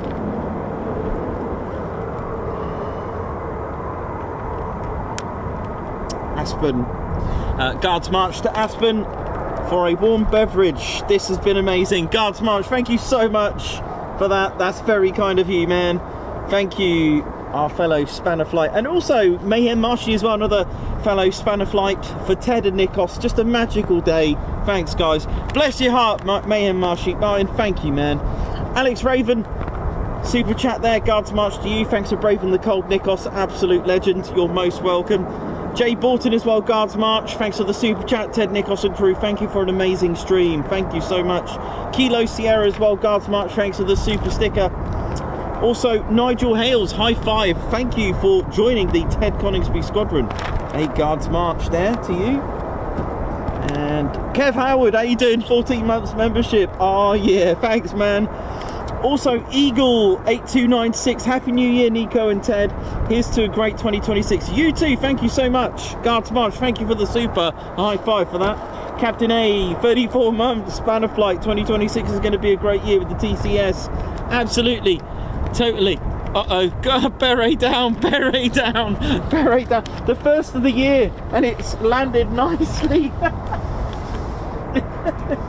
We got our first beret down of the year. I've had to pick it up. There you go, Ted.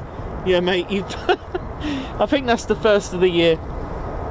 Oh no, it was yesterday, wasn't it? During a Guards March, I think. Was it during a Guards March the beret went? I think. I can't remember actually. Goodness me.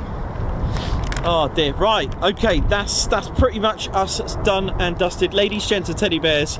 Wow. Well, I can't say a lot. I mean, today it speaks for itself. Today, what we've just seen, an amazing first show at Lakenheath of the year, and it's been absolutely amazing. Thank you to the 48 Fighter Wing. Thanks to Owning the Skies. Thank you so much to all crew, all roles as well, all the personnel there. So thank you so much for what you do, and of course our fans and members. Thank you so much. Thank you very, very much for joining in today and supporting the channel like you do. So a big salute to you. So that comes to the end, and so for the last time for today, it is my name's Nikos. I've been your cameraman, historian and commentator. This is our squadron leader Ted Coningsby, and you've been watching the Ted Coningsby channel live here at RAF Lakenheath. Don't forget to get your Ted Coningsby beanie hats, tedconingsby.co.uk. Enjoy that, yeah? Okay, so we're done, Ted. So for the last time for today, it is see you soon. Wish you well. And to my Polish friend there, miłe godnie, na razie.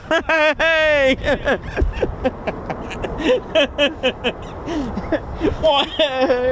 What's the finish? Oh man. Oh, no, that was fine, man. That's fine, man. Oh yeah. I can't go for a run. 4 miles. Another 5k run? Another stream? 5k run depot. Yeah, no. Low approach by foot now. Yeah. Through the runway. Oh yeah! Ladies, sheds and teddy bears, welcome to the Ted Coningsby channel membership. I'm Nikos, I'm your cameraman and commentator.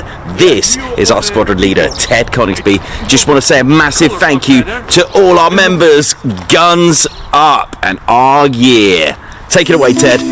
Ladies, sheds and teddy bears, we want to say a massive thank you to all of our subscribers for getting us to where we are today.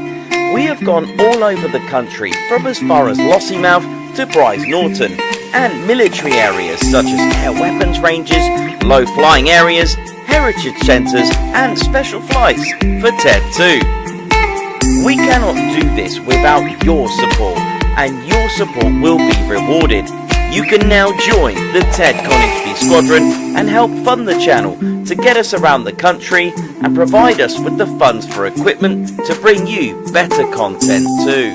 We have 3 levels of membership to suit everyone. With your membership, you'll get access to members-only videos, photos, posts, unlock special Ted Coningsby YouTube emojis and loyalty badges, as well as being able to access our exclusive members-only Discord server. All membership levels reward you with discounts to our online store. Our top level Fighter Squadron was inspired by many of our fans who supported the channel massively. This is more of a personal experience with me and Ted, giving you exclusive live streams and content from behind the scenes photos, special info and updates, as well as a free Ted Coningsby Fighter Squadron patch for joining. Whichever membership level suits you, we want to say a massive thank you for choosing to join the Ted Coningsby Squadron. Ah, yeah.